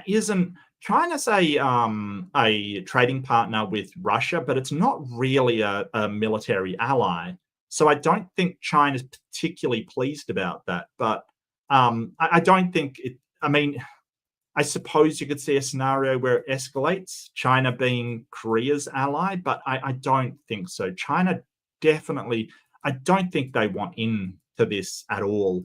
NATO's right there. The West is involved. They don't want any sanction. I don't think they're going to get involved, quite frankly. But then again, who am I? I'm just some random dude on the YouTube. So, don't take my word for it. But I don't think it's going to be an issue. If I was an Aussie, I'd argue for upping the military defense against emus, because those bastards already got them once. And you know what they say? Yeah, absolutely. But see, the thing is, there is no level of military that can cope with emus, Deviant, Outcast. There is no level of military that can cope with those guys. So it's kind of pointless. That's pointless. That's wasted money. The emus will overcome whatever they're like cockroaches, the emus. Doesn't matter what you spend. It worries me, Ukraine, especially because of how closely Trump's actions might mirror English appeasement to Germany pre-World War II. Yeah. This is true. A couple of years ago, the US gave Australia free nuclear submarines. It was never said, but I suspect deal with some freed ships just to be able to use Australia as resupply base. Oh, yeah, America uses us as naval resupply all the time. I don't think that was because of the submarines, though. We'd probably do that anyway. It's in our best interest to have America in the Pacific. It absolutely is. So that's got nothing to do with the nuclear submarines. In fact, it was actually the French first building those submarines. And then they, for some dumbass reason, our prime minister at the time, of course it was a conservative prime minister, insulted the French, took away the contract and gave it to the US, breaking the contract and having to pay them a bunch of money in contract break stuff. So stupid. But it wasn't to do with the Americans would get to resupply at bases anyway. That's just a part of we've got the ANZUS treaty, Australia, New Zealand, and US. That's part of the treaty anyway. And we can resupply it with their bases. It's just that we're not projecting power into the North Atlantic kind of thing, or the North Pacific at all. I'm really scared about Trump's mishandling of Ukraine, because if Russia gets Ukraine, he won't stop there. And we already know where he wants to expand next. Yeah, he wants the North Sea. As the Arctic is kind of melting, there's new trade routes opening up, and he wants to take advantage of them. He's dumped a ton of money into icebreakers. So Norway and Sweden and Finland are on the agenda. You think the Russians would have learnt from Finland back in the war that they had? But apparently, no, they don't learn. Look, Deviant, that would trigger NATO, right? That would absolutely trigger NATO. And even without the US, Putin can't even handle Ukraine. There's no way he's going to handle NATO. We're talking Germany, Sweden, Norway, England. Just he can't. France, he can't handle Ukraine. He's not going to be able to handle NATO. Like, seriously. And the escalation would be frigging scary, though. But I mean, Putin's promised that if long-range missiles are launched into Russia, he's going to nuke. He hasn't done it. I don't think he intends to do it. I think that he's all just bluster. But it is pretty scary. Granted, especially with America threatening Denmark, which is in the area as well. That's actually scary, because Trump has actually made a veiled military threat against Denmark, which is I cannot explain the amount of insanity that is, that Trump is threatening a NATO member. It's insane. Like, I had thought Americans had enough of Trump's insanity from last time, and it's just worse this time. It is 100% worse this time. You threaten your own a country that you have a military alliance with. What?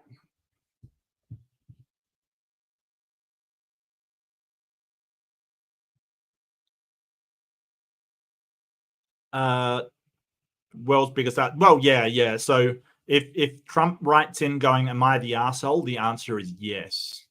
Yeah, it's you, bro. It's you.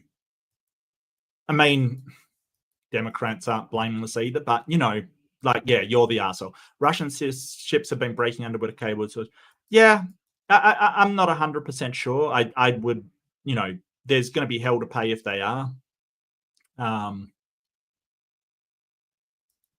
Well, yeah. So here's the insane thing, and this is what makes Trump's actions really insane. So think about this. He threatened Mexico, Canada, Panama, for some reason, and Denmark in his first week. Okay, like, you take those nations. Now let's put aside, like, Mexico's got a lot of allies in South America. Not military powerhouses, but still there's something. But between, and same with Panama, right? Like, not military powerhouses, but, they do have friends.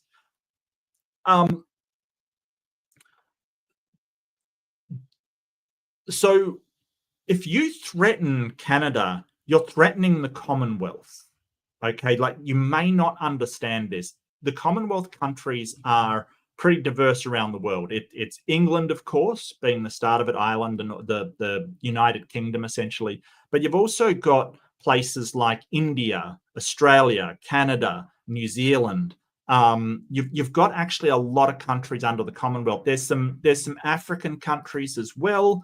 I'll just look up all of them, because there's actually more than you would expect, right? And there is a sort of expectation, a military expectation with the Commonwealth. We're all part of the Commonwealth under the Crown kind of thing, the Commonwealth of Nations.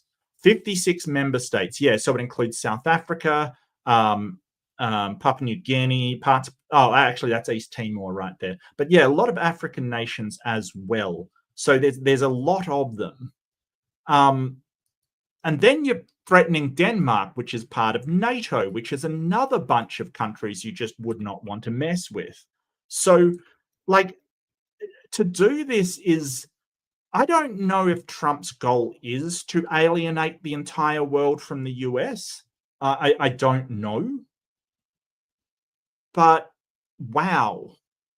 Like, holy crap. Yeah, so NATO, you've got UK, I mean, most of UK, they'd come in under the Commonwealth anyway, Iceland, Sweden, Finland, Norway, Germany, France, Spain, Portugal, Italy, Turkey, all of Greece.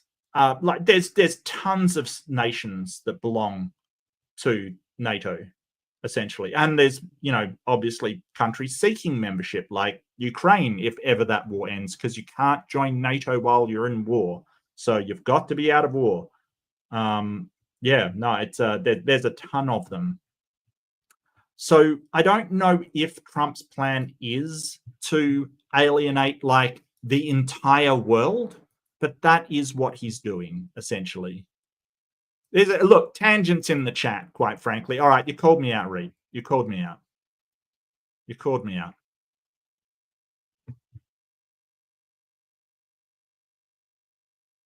So, okay, so Trump's antics, why is Trump doing it, right? That's been my question. Now, what I suspect is that he is trying to use the cover of ridiculous crap, right? Like these threats saying he's going to repeal birthright citizenship, doing all of this stuff. I think that's a cover for him changing key administrative policies in order to basically so he doesn't have to leave office. I think it is like, I think that we just should discard all of the ridiculous stuff and just focus on the stuff that he's trying to sort of smuggle in. I think that's what he's trying to do, is make these changes. And if he distracts enough from the sort of, not the small stuff, like if he does this big stuff that'll never get through and will never stick, he'll distract from those things in the middle that make significant changes to the country. While if he just did them on their own, people would be like, no, we've got to oppose this. But instead, if they're running after, oh, well, you're trying to take away birthright citizenship, which is never going to work anyway, I think they're going to miss some stuff. So I think that's what he's doing. Whether or not that will work, I don't know. And that's just my opinion. I can't say that for sure.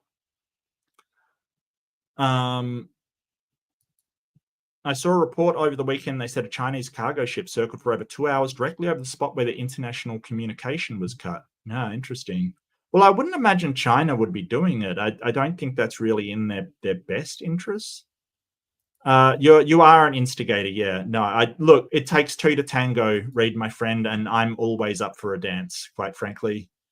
Absolutely. People bought into Republican and likely foreign. Yeah. I mean, they absolutely. It was found that they meddled in the election. Absolutely. You know, the 2016, I think it was, election, one with Hillary. They definitely did.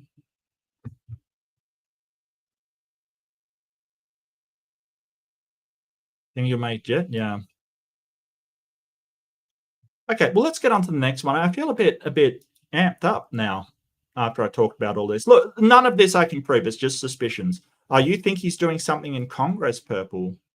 Yeah, no, that's fair. That's fair. What the Republicans were doing in Congress. Yeah.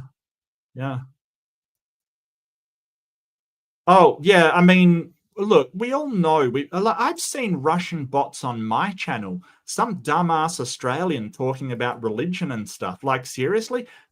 I had Russian bots get into my comments, and I'm like, what are you doing here?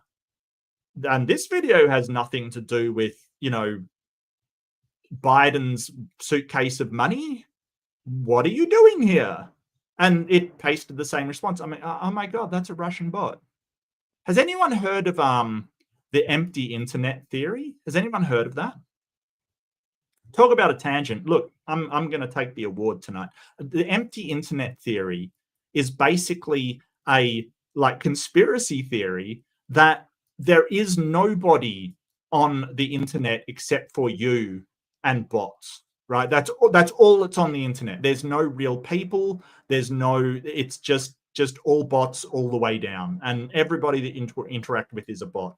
I think it's hilarious. It's obviously untrue, but it is hilarious. Yeah, dead internet. Yeah, that's the one. It's kind of like a solipsism thing. So solipsism in philosophy is the idea that because you only have confirmation from your senses, you can't verify that you're not in the matrix or being under a delusion or something like that. You can't really verify that that the world isn't an illusion.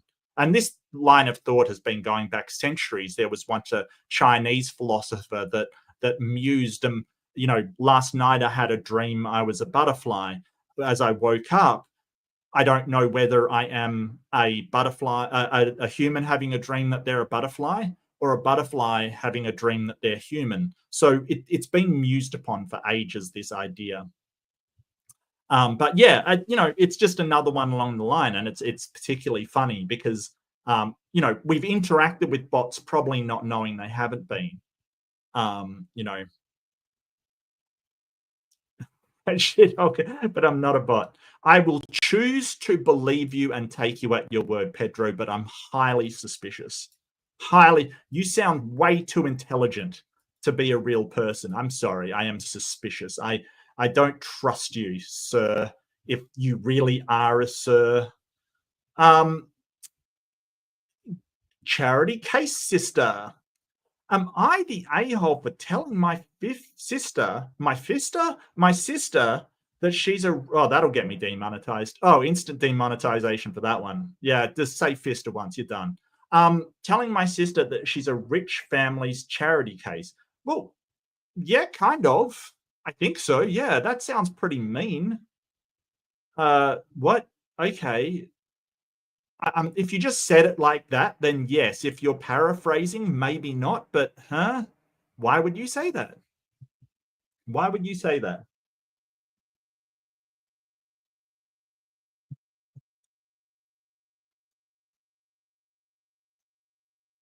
I have 3 siblings, and my mum is a single mum in a. Oh yeah.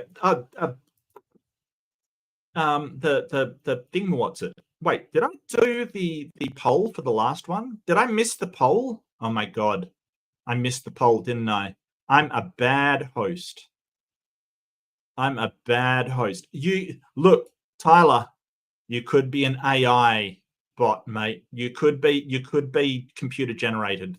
I don't know. Look, it's just a conspiracy theory, mate. I don't subscribe to it, buddy. It's okay. I'm just really doing it for entertainment value. Oh, you said I saw you before, Tyler. You said you had a question for me. If you did want to ask it, I'm kind of in a tangent kind of mood, so do feel free to ask it, and I'll try to give my opinion if you want. I'm more than happy to. I'm a bad host. Look, just assume whatever you would have voted on the last one was the one that you was the one that won. Okay, so whoever you are out there, you won. All right, you just won the thing. You won the poll. Congratulations. That's really bad. I'm sorry, I didn't do the poll. Yeah, no. Please let me know if I am failing in my obligations as a host and talking head on YouTube. I look, I thought I'd gotten into the rhythm of it. Like these jobs that you do, you get a rhythm of them, and yeah, it's kind of weird when you miss something. So I do apologize. Anyway, I'll go onwards, and I definitely will remember this one. Definitely will remember. Okay, I have 3 siblings, and my mum is a single mum in a high cost of living area. Yeah, that sucks. Ouch. Yeah. It kind of sucks. Gentrification is something that I've definitely been through. I used to live in a suburb called Maylands, and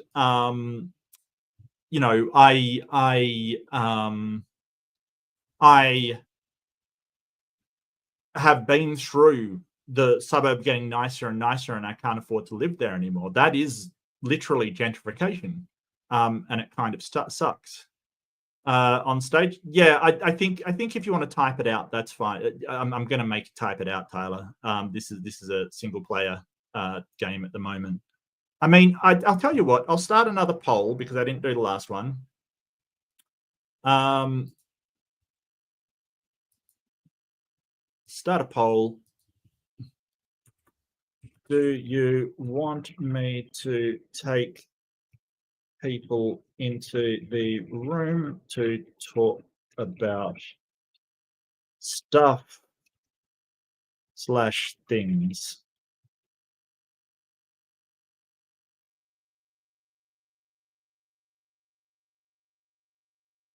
You are 100% bot, but a fabulous one, and that's all that's important.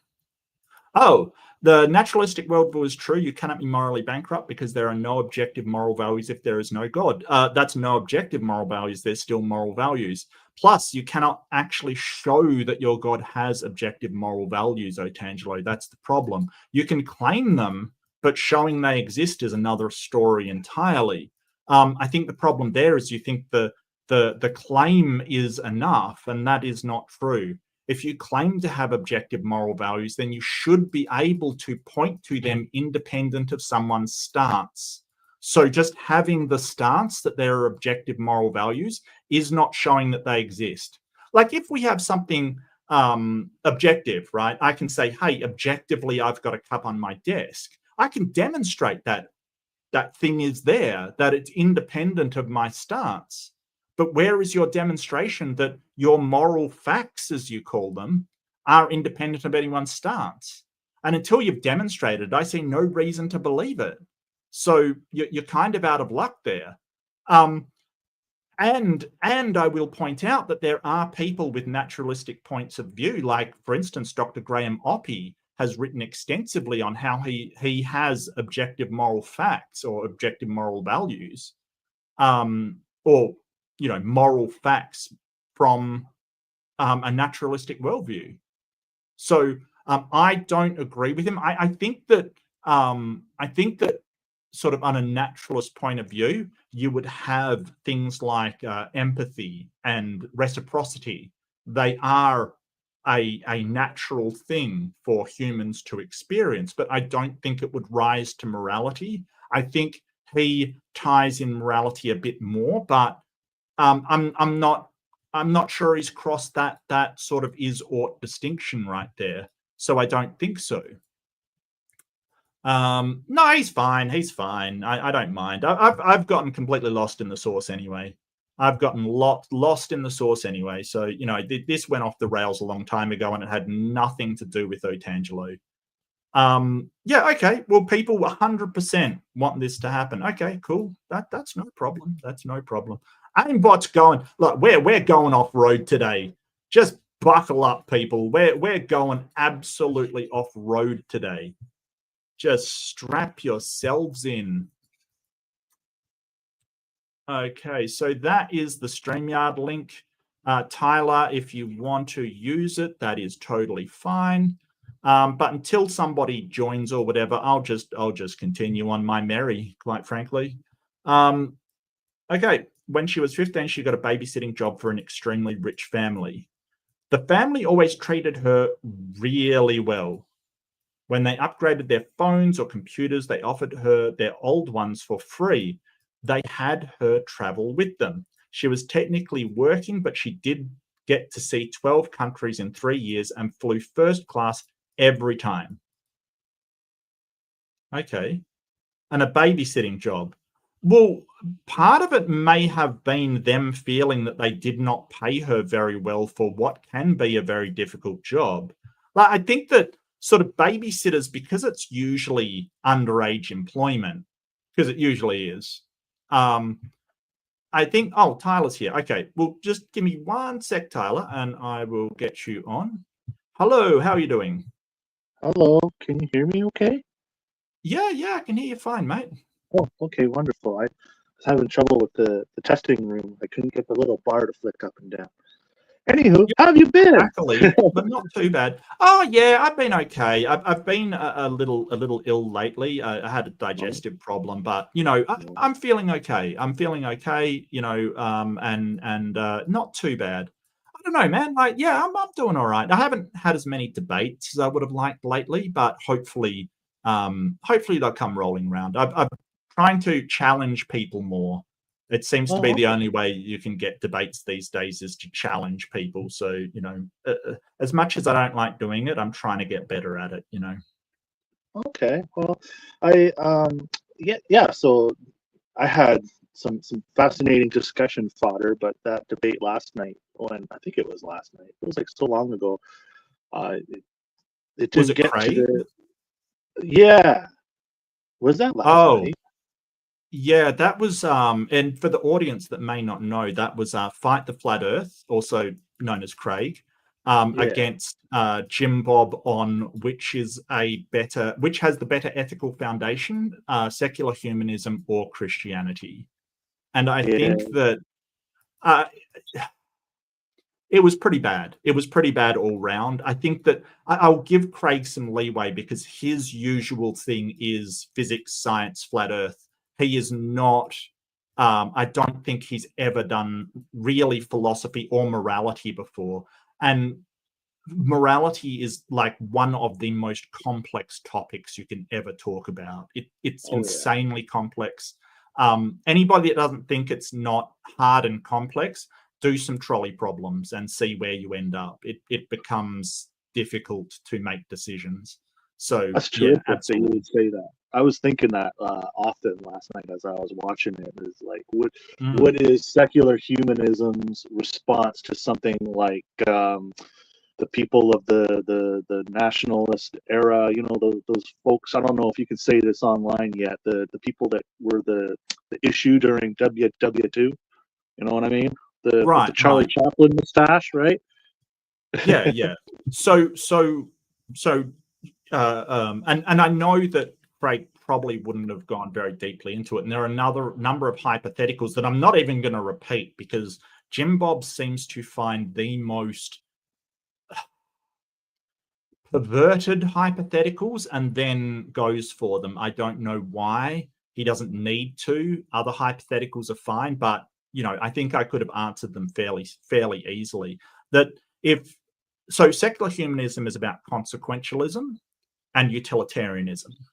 And I was Yeah. explaining this earlier. So if you did you see me? Did you see me from the start I of just this? got here. I was watching the flat Okay, Earth no problem, debate, no problem. and then I got Yeah, sick yeah, of that. I no got problem, flat Earth Tyler. fatigue. I, But I yeah, just I just you didn't cut me off. I just didn't want to bore you by repeating stuff. No. So consequentialism is basically saying, hey, simple consequentialism is saying, hey, whatever the outcome is, that's what we'll judge it on. But you get into problems with simple consequentialism. Like, for instance, if you shoot at somebody, miss, and hit a murderer, right? Simple consequentialism would say, hey, you did the right thing. No, you didn't do the right thing. It's pure accident that something good came out of it. Like that is not how we judge things. So I think that what we would do is take a reasonable expectation of consequence. So if you're shooting at somebody, a reasonable expectation is that you murder somebody. So I think that's the wrong thing to do. The other thing that it does is basically use utilitarianism. Basically, it says, okay, well, we're going to have a utility that we're going to promote, or a utility that we're going to negatively try and get away from. And in humanism, it is usually well-being, human well-being. So the mental and physical health of the people and society. We can definitely do society as well. And some people do negative. They say, hey, we try to minimize harm, and I do agree with that. But I think I stick to the positive well-being as the best thing that I'm after. Now, the problem for secular humanism is that we have to understand we have to balance our personal well-being with the well-being of society. How we do that and how we maintain a balance between the two, because you can't have a well society if everybody in it is unwell. But at the same time, you can't have a well society if everybody in it is well and the society is absolutely terrible, right? Like, so we've got to find a balance between the two. Yeah, I would have said tolerance of intolerance is complacency, but that's kind of, it gets to that whole trolley thing. I think you touched on that, so I agree. What we Just for the record, say, and I have no problem. Sorry. Oh no, Go ahead. Go ahead. Oh, I was gonna yield to you. It's your channel. I was just gonna say, like, I have no problem discussing this. It's just this isn't the thing that I wanted to, and I don't know No. how long I'll get there. I don't know if I'll you want definitely to. get Okay. there. No. All I right. just would say Yeah. that secular humanism would weigh the consequences of taking action against a group of people versus the reasonable consequence of letting them do what they're doing, right? So we can sort of go, okay, what will cause the most harm, or basically what will take away from the well-being of people? If these people are going to harm the well-being of a lot of other people, yes, take action. If they're not really going to harm the well-being of anybody else, and taking action would cause a harm to other people, or a drop in well-being, then we may be better to leave them off. But it all depends on the circumstance. So basically we would, well, yes, absolutely. It would depend on what is better for the society and humans in that society. And people may disagree on that, but at least we can have a discussion with, oh, these people are actually taking actions that can hurt people. We need to do something because the reasonable expectation is that they will cause a lot of harm, more than stopping them would. So that's how we would evaluate it. Okay. Yeah, I can get behind that. That seems like a that's acceptable. In keeping with this topic, and I don't know, I certainly don't want you to discard me, considering what it was I was wanted to talk to you. But I was kind of thinking during that debate last night, since it is on topic, that I think the feller's name was Jim Bob. My issue with his rhetoric, and I know it's easy for me to do like the whole armchair quarterback thing. See, the angle I would have took. Well, let me first start out by saying I was vehemently opposed to the things that he was saying about the whole abandonment of meritocracy and stuff like that, and that's not my position. And women, like taking votes away from women, I presume you're against that as well. Not allowing women to work. Yeah, it's very succinctly, I'm a human rights activist. I'm a human rights activist. Women I consider to be human. So, in a nutshell, I believe that that was a poor position for him to take, considering his stance. Like, I feel that a lot of times, and I know my beliefs pertaining to Christianity are not exactly orthodox. There seems to be a massive misunderstanding. I personally think that a lot of atheists and Christians alike completely misinterpret the Bible. My interpretation, in a nutshell, is that there's the first half, the Old Testament, is the context for the Reformation that occurred in the second half. In the second half, the New Testament, a massive portion of that is kind of like retconned. So like I would say, and again, like I don't know if I'm a Christian per se. That kind of gets back to what I wanted to discuss with you, but I would say that the portion of the Bible that's like the stuff Jesus said is really the only stuff that could be criticized when criticizing Christianity. So a lot of times when people quote the Old Testament stuff and try to utilize that to represent Christianity as like arguments against Christianity, I end up doing a bit of an eye roll. I don't know if you want to respond to that before we move on to the next point. Well, that sort of, don't get me wrong, I think that's totally fine to do, but the problem that I see a lot of the time is that people will say, well, the Old Testament is simply the Old Covenant, it doesn't apply anymore. But they still then make moral pronouncements from it, like the Ten Commandments and, sort of the laws of Deuteronomy, Leviticus, and Exodus kind of thing. So they still will reference it for moral guidance while saying it doesn't apply. And I think those two positions are untenable, because if you're saying, hey, that isn't the moral guideline and it's only the New Testament and what Jesus said, then you've really have to, it's sort of an all or nothing thing. You can't then select morals from it to say, hey, I we fully need to agree. uphold these morals. Yeah, yeah.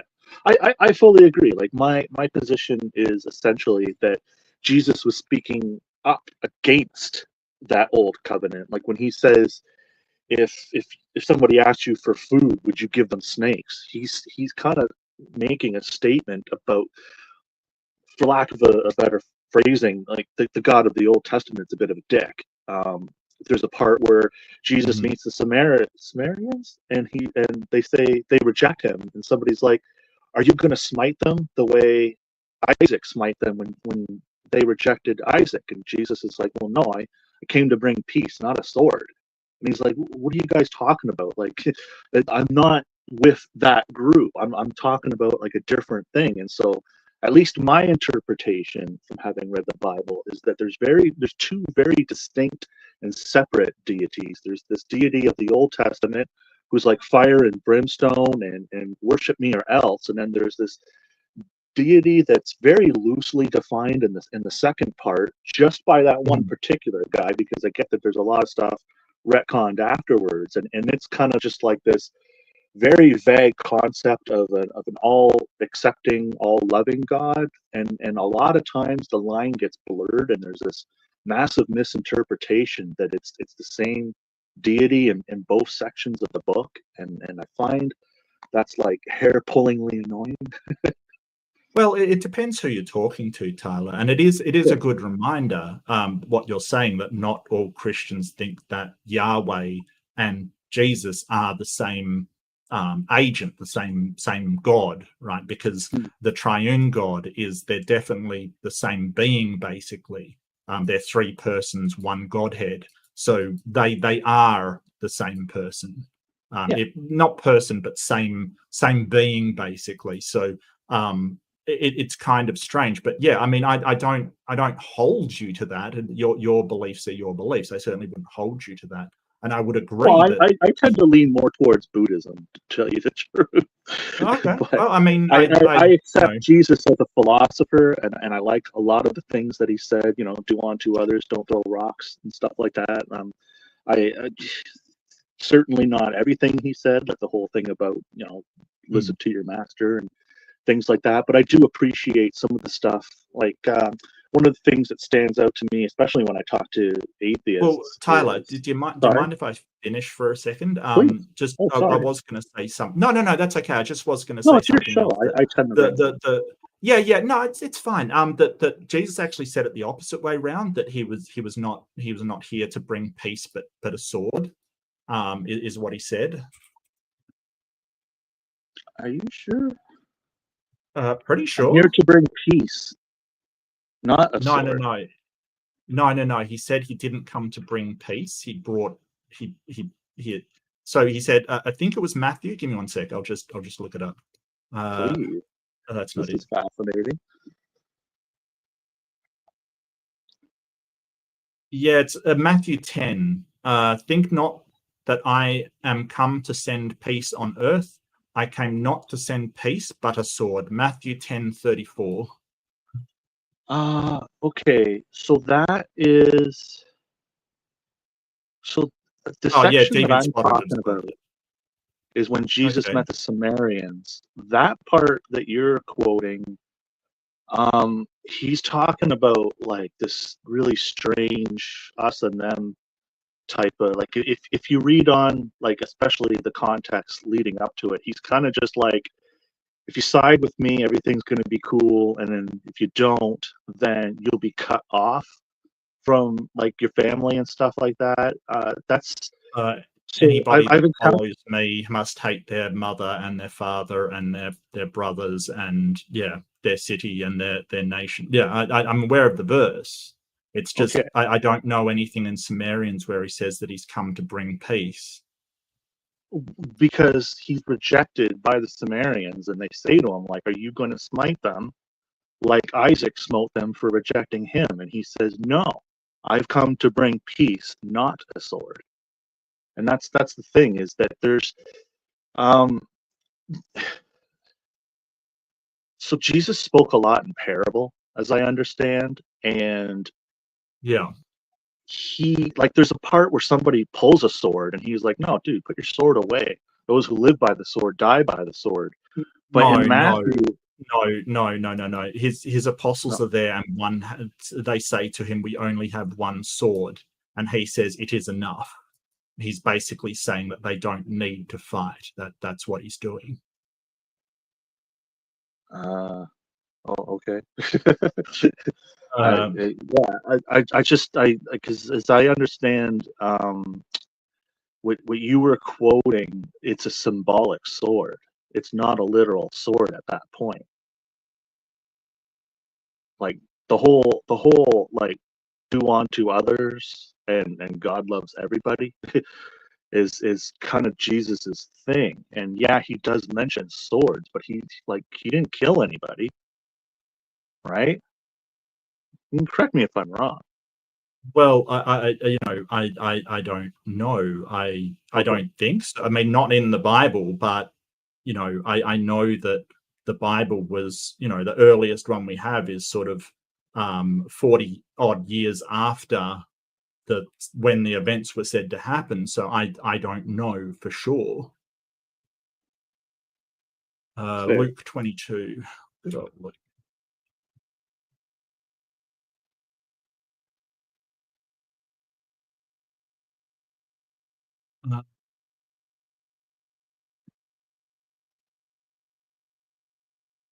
Yeah, so, and he said unto them, when I sent you without a purse and scrip and shoes, lacked ye anything? And they said, nothing. Then said he unto them, but now he that hath the purse, let him take it, and likewise his scrip. And he that hath no sword, let him sell his garment and buy one. For I say unto you, that is written must yes be accomplished, and me as reckoning on transgressors. And I'll just find it.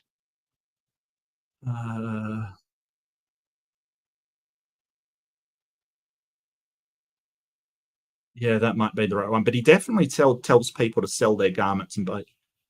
Yeah, no, and they said, Lord, behold, here are 2 swords, and he said unto them, it is enough. Right, which is basically saying, hey, I don't expect to fight. Yeah. Okay. Yeah, but it wasn't like he rejected the swords. He said 2 was enough.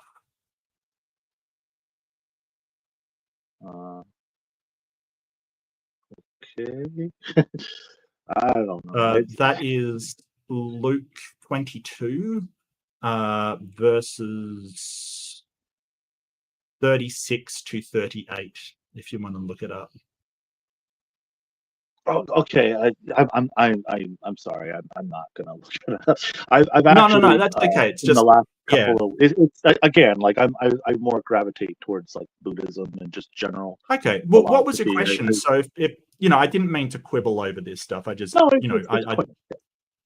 Truth is, I've been studying a lot of Quran and Islamic culture and history. I have a debate coming up with Isa, and I've been studying. Oh, Isa's lovely. That. He's lovely, Tyler. He is a really nice guy. Yeah, I want to debate Isa, but he's such a nice guy. I think it would be like people want to see blood sport these days, and it's like, I can't with Isa. He's just what's funny is I told him when I and we're still in the negotiation phase. He said he would take the debate. But I don't want to give the title of the debate away just in case things fall through, and that's still in negotiation, him and I.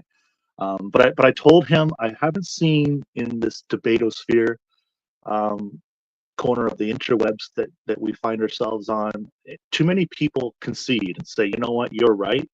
And I told him that I want to be wrong about what we're debating, and I want him to convince me that I'm wrong. Yeah. And if he can do that, I will happily say, you're right, I'm wrong, and I will thank him thoroughly, because I don't want to be right about this particular thing. And then Max kind of got involved and said it should be like a barn burner and this, that, and the other thing. So we'll take it by ear. We'll take it by ear. But I do have tremendous respect for Isa. And him and I tend to agree on more things than what we disagree with, and so yeah, absolutely, it should be one to look forward to. Little bit of a plug there. I don't know, but as for the question that I've been pondering,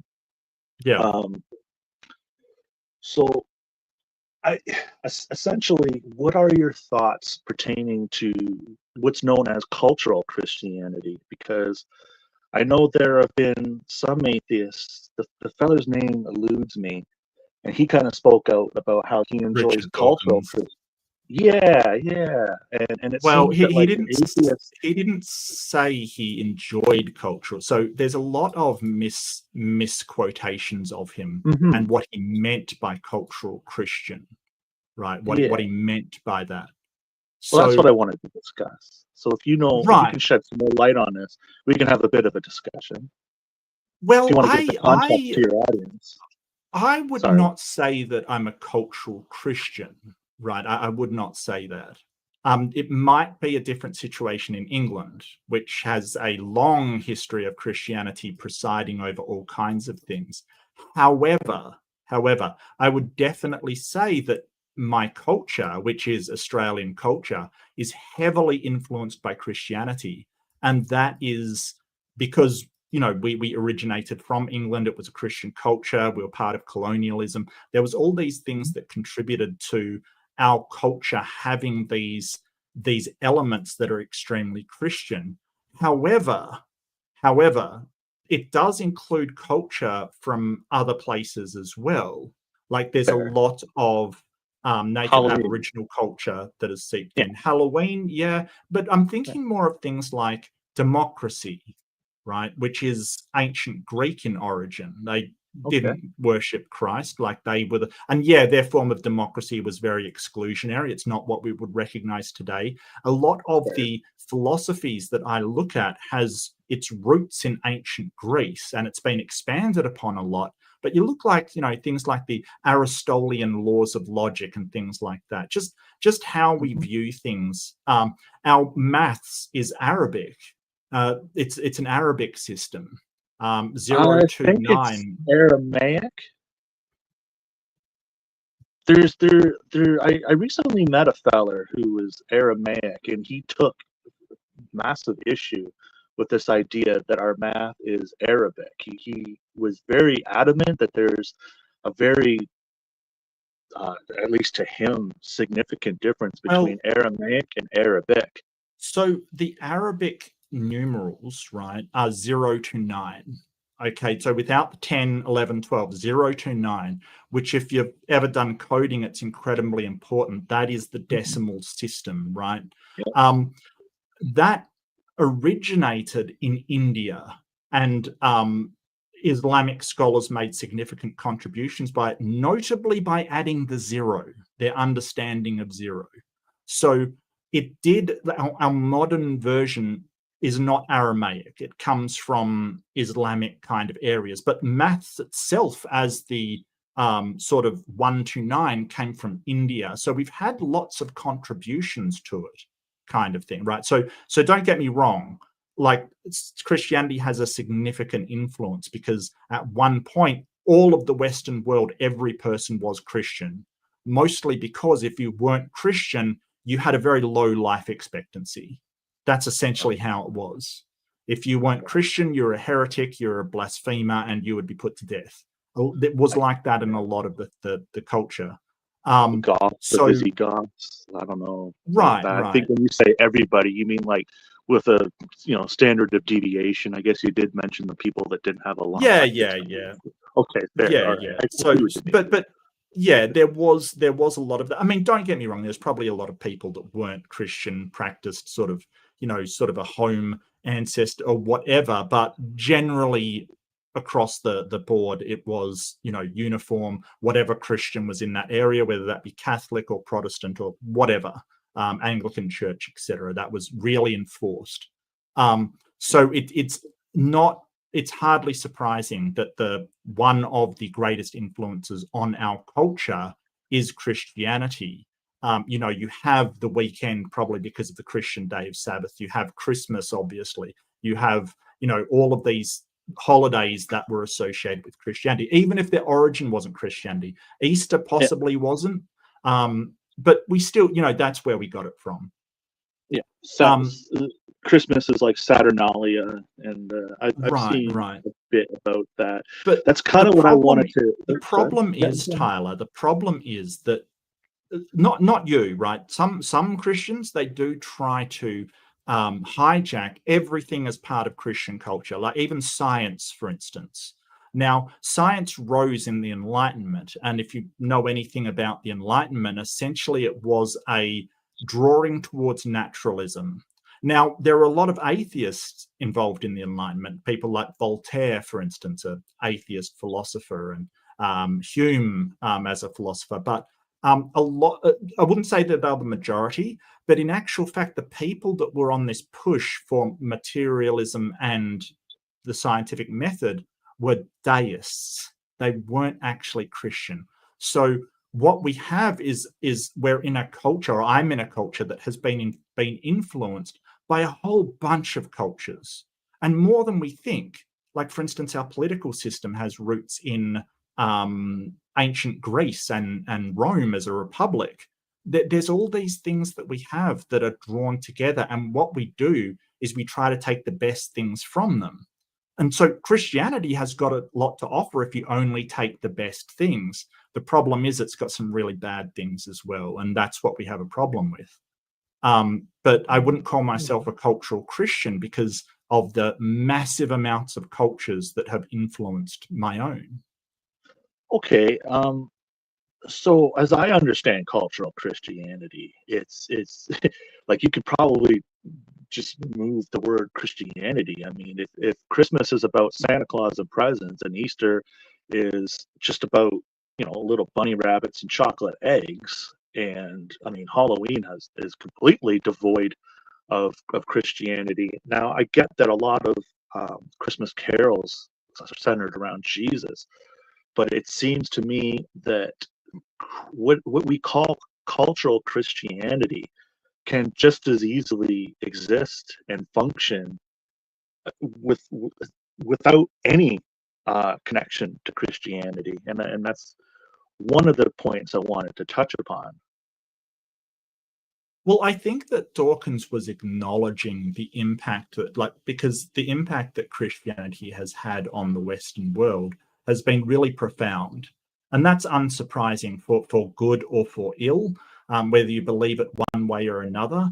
It has been profound. And that's unsurprising because it was the dominant religion. But that doesn't mean that Christians automatically get to claim everything in our culture as theirs. That's where we have a problem. Just because we came from a predominantly Christian culture that enforced it by scripture and by sword doesn't mean that they get to tell us that we're still Christian. I think that time has passed. I think it's gone. I think that, Christianity is now a religion much like any other religion. And, religions have their place if people want to believe in them, but I don't see any reason to. See, I kind of feel like I should push back on that statement. My response would be, for example, Jesus said, render unto Caesar what is Caesar's, render unto God what is God's. And a lot of people have made the argument that this is the foundation for the separation of church and state, whereas in up until modernized India, as well as what we still see today in North African regions. Am I allowed to say Middle East? We see a lot of theocratic remnants, and I don't know, in your opinion, are Christians not allowed to take credit for the separation of church and state, or the abolition of slavery? There were Christians on both sides of abolition. That's what you've got to understand. That, say, for instance, the KKK was deeply religious and Christian, famously so. They weren't burning statues of Buddha. I'll give you the tip right now. So I think that sort of saying, hey, and don't get me wrong, yeah, Christians were instrumental in it, absolutely, but so were a lot of deists, and so were a lot of atheists were actually for abolition of slavery as well. In fact, Charles Darwin himself, his entire family had been abolitionists for ages, absolutely ages. And don't forget that it did get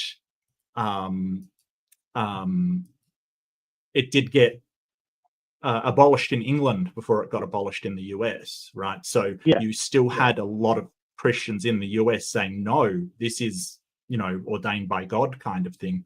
And they did use the Bible as, because you can interpret the tradition of having what can be generously called bond servants, I would just call them slaves in the Old Testament, as a reason why they still should. But one of the biggest Enlightenment thinkers was John Locke. Are you familiar with John Locke's work? I know I've read about him years ago. My mind's just reeling right now. What in particular did you want to? Well, he sort of was one of the first British empiricists, right? So people that believed that your senses are the only way to find out what is true and what isn't. And I believe he was an atheist. If not, he might have been a deist, but definitely not a Christian.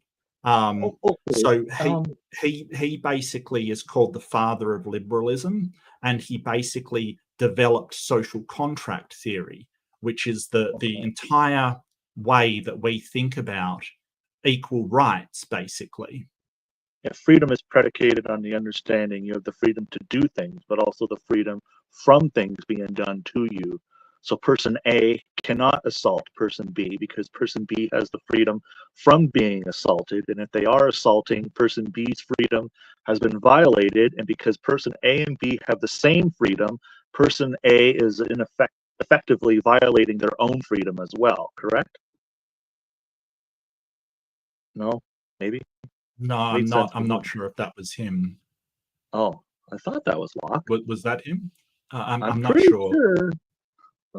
Jeez, I've been quoting that for some decades now. Well, I'm not that familiar. I can just recognize his work offhand. I'll say that, but definitely was sort of the start of social contract theory. He basically wrote the book on it. Okay, well that sounds to me to be like the social contract, right? Like a person's rights and freedoms ends where another person's rights and freedoms begin, and vice versa, because it's the same right and freedom, and that's the social contract. It's freedom is largely dependent upon responsibility to maintain freedom, and that when we maintain freedom, it's not just for ourselves, but it's for each other as well. That's why we have to uphold the freedoms from things happening to others, and that's essentially the basis of the social contract, which is kind of what I was quoting earlier with my example, as I understand it. Could just be we both read it from different sources. Yeah, and I think there are a lot of people that contributed to the separation of church and state. I'm pretty sure Hume contributed to the separation of church and state. Like a lot of people. So these ideas, they are, they can inspire people work on them. We don't attribute it to just one group because somebody who has developed this idea is part of that group. It would be like me saying, hey, you can't use the internet because atheists came up with the internet, or you've got to, atheists are somehow more valid because an atheist came up with the internet, right? Like that's not a thing that we do. The way that they're working is for the good of all. And atheists have come up with all kinds of things. In fact, I think Alan Turing invented the computer, and he was pretty secular. So, but we don't say, hey, because the computer came from this type of person, then, we have some kind of special place in society. And that's where the atheists are sort of, studies have shown that they don't. So the thing is that atheists don't consider other people's demographics when giving charity or helping people. They will just help them because they're people and not for any other reason. We don't put claim on things. Christians are also supposed to do that, right? Well, the studies found that they're charitable, more charitable than atheists, but a part of that is also giving to their own church or own, religious beliefs, and they're less charitable to people they see outside of their circle. So Christians will be more generous to other Christians, but less generous to, say, an atheist or an Islamic person, while they found that atheists will just be generous to they will be the same to everybody. They will give the same amount to an atheist as they will to a Christian. So this idea that they're interested in helping people and not, Christians or atheists or just them, their group kind of thing. Fair, I guess. Yeah, I mean, I agree. Can we circle back to what you were saying about deism or deism? As I understand, it's the indifferent God model. So there's basically, like this God that's not at all like humanoid or at all. It's kind of just like this thing that is all encompassing and really isn't micromanaging or saying to do anything. It's more of this like prime mover beginning type concept. Yeah, kind of. I mean, it can be anthropomorphized. It can be a person, like it can be a father or some kind of human figure. That's not necessarily the case. But essentially, you're saying that the god basically set everything in motion and all of the laws, everything in motion. Well, it's not moved on. So some forms of deism has the god not interfering. It just watches, and they may be concerned that, but they basically Star Trek, where they basically have, we can't interact with organisms if they haven't reached a certain stage, kind of thing. Prime Directive, that's what I was thinking of. Maybe that's the case. Maybe it's that the god isn't allowed to. Maybe it's the god doesn't care. That is a possibility, that the god just doesn't care. Just set all this in motion and let it run. Like, I switch on a computer, walk out of the room. Sure, that can be the case. But basically, it's the idea that the god does, like, so often Christians talk about a transcendental god, one that sort of dips his hand in the reality, the material pie, to sort of do some miracles or do some kind of thing. That isn't deism. Deism says the god doesn't do miracles. It is just the natural laws that we see, but they believe that God set them all in motion. So this was the age of the Enlightenment, where they basically, most of the founding fathers were deists. Thomas Jefferson, Benjamin Franklin was a deist. That's what I mean, is that the deist model, I always called it deism. I've always heard it pronounced as deism. I don't know if both are acceptable. Both are fine. It comes from deity, though. Okay. Well, it has the same root. Okay. I was just thinking maybe it's deism in the Caribbean, but deism in the Caribbean, kind of a thing. But whatever. Maybe. I was just, I don't know. You got my mind reeling because you mentioned Star Trek. And I was thinking about the Q and how that kind of fits in. Is that more of a chaotic neutral meddling, or? But I guess just kind of stay on top. I don't want to get bogged down in humor. I try to be efficient. You were talking about the founding fathers, but as I understand it, they were Christian. It's just that they had a what you would call a deist model for their Christian God. Well, there were Christians. There were definitely Christians, but a lot of them were deists. So a lot of them were Gnostic. Well, some of them were Gnostics, sure. Yeah, they had like this Christian Gnostic view of like reincarnation and things of that nature, as I understand it. And that's kind of, if you get into whole like Freemasonry and stuff like that. I'm not a Freemason myself, but I've read a lot of their books.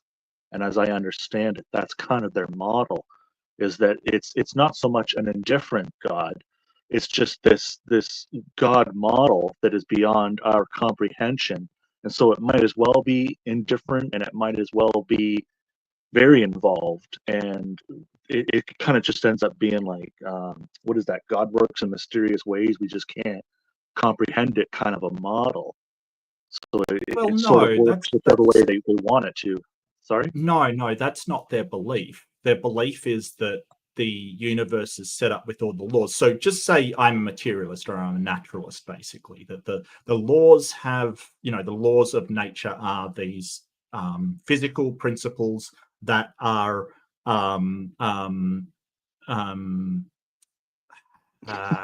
uniformitarian, right? They're always uniform. They're always the same. So when we're doing physics, if we calculate something, the arc of that shot under the same conditions, it's going to do exactly the same, right? It's always dependable to do that, right? So they think that the God started this in motion, put all the laws there, put all the stuff there. So there's no difference in viewing how the universe works between a naturalist atheist and a deist.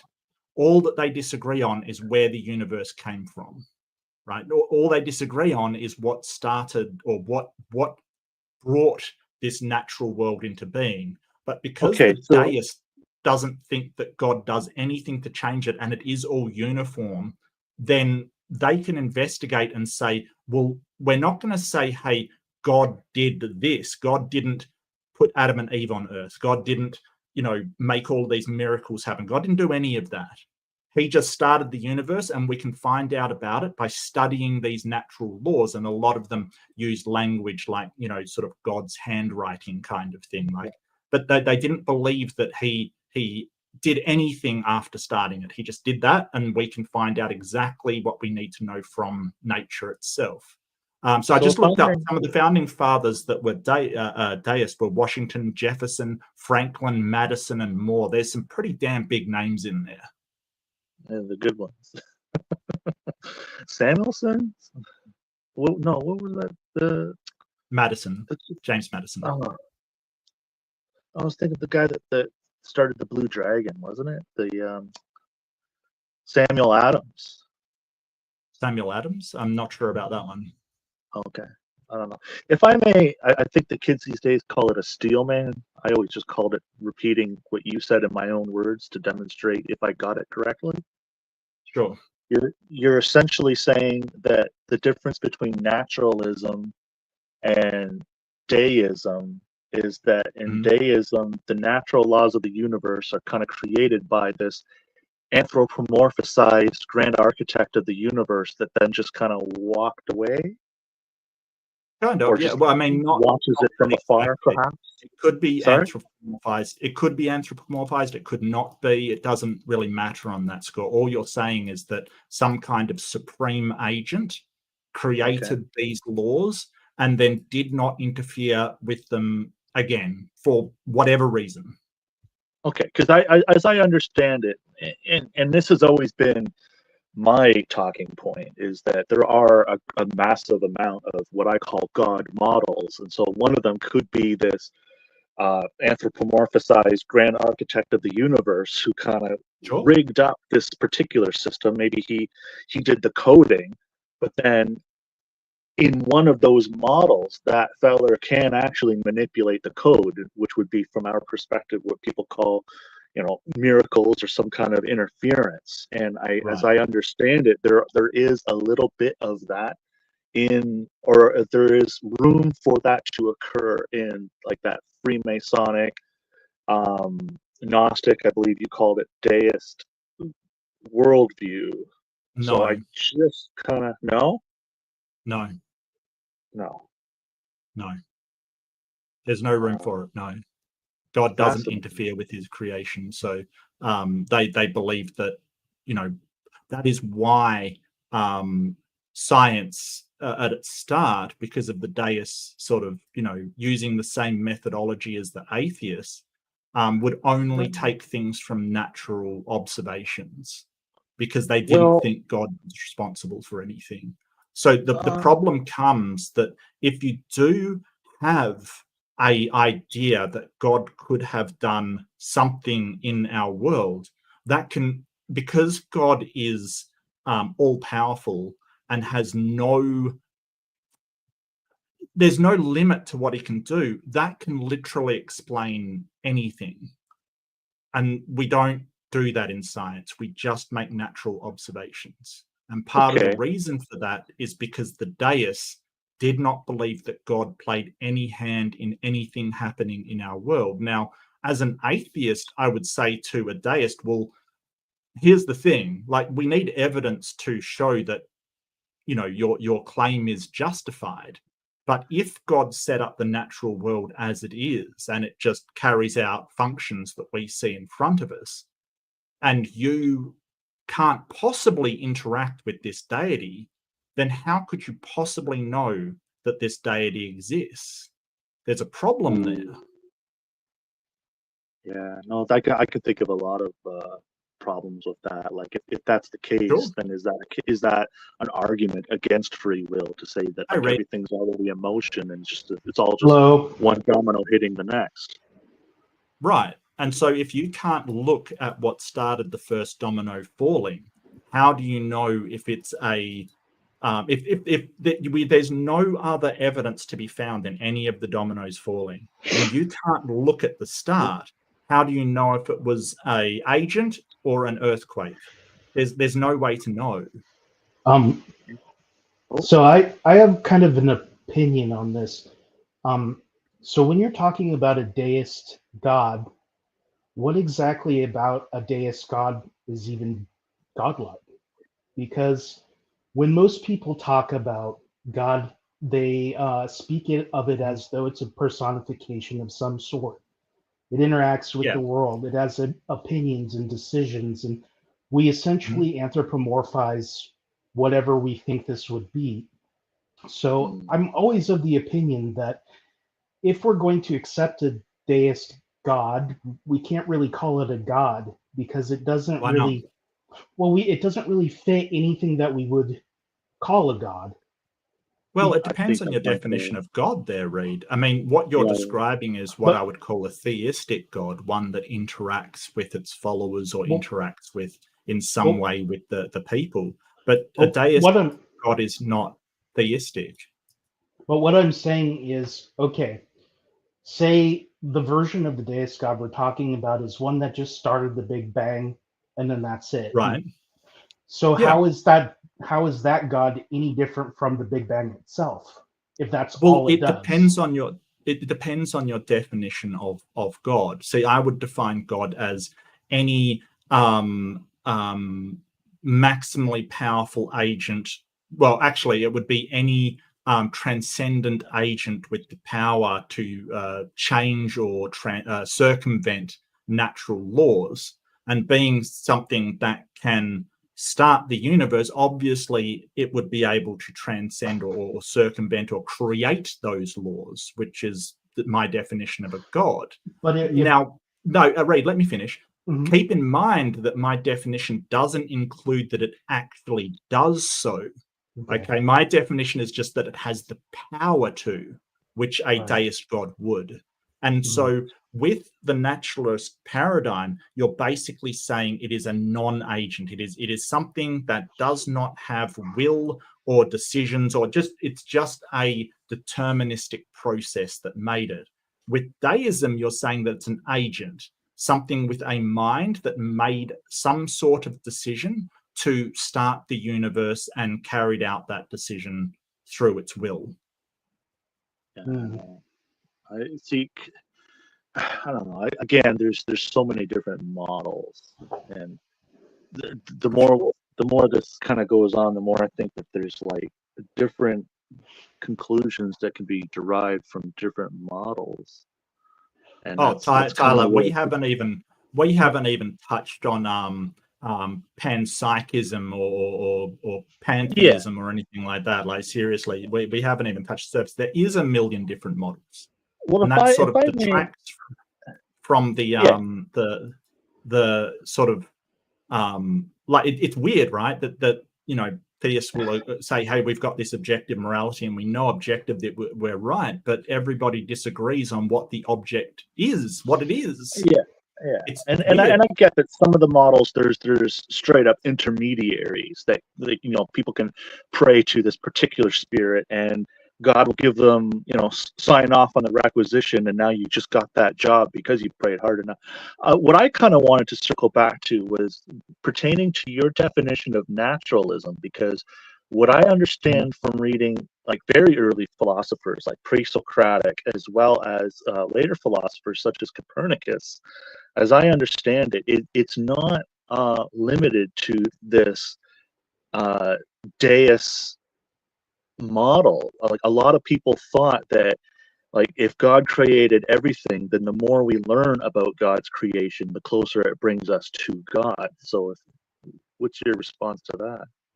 I mean, I don't think that is exclusively a naturalist position. I think that naturalism has sort of changed over the years, and I think you're conflating the naturalists, like the early scientists who would investigate the natural world, with the philosophy of naturalism, that only natural things exist. So, people like Charles Darwin, he wasn't a scientist because that kind of hadn't been invented. He was a naturalist. So he believed in natural explanations for things as a way of looking at God's handwriting, or the way God has created the world. Don't confuse that with the philosophy of naturalism, that there is nothing outside of the natural world, because that isn't necessarily the case. A lot of those naturalists, they may have been deists, they may have been theists, they did believe in a God, but the important part was that they believed that the natural world was the way to get to knowledge. Yeah. I think I understand what you're saying. I've actually got a question for Tyler. You perfect. mentioned something about having a Buddhist sort of what would you say, predisposition? Did I get that right? I like a lot It's of called a Buddhism. leaning Buddhist. I kind of identify with that because I'm kind of like Schrodinger's Buddhist myself. I think Yeah. I love it. I think that if I'm talking to someone religious, they'd consider me an atheist. If I'm talking to an atheist, they might consider me a Buddhist. And the reason why I say that is because I think there's some things in the metaphysical philosophy of Buddhism that comport with the reality we see around us. And I think that it interests me because I've watched multiple debates where people have been proposing that Christianity has a metaphysical grounding for morality. And I have always thought that Buddhism has a superior metaphysical grounding for morality if you need one, which I don't think you actually do.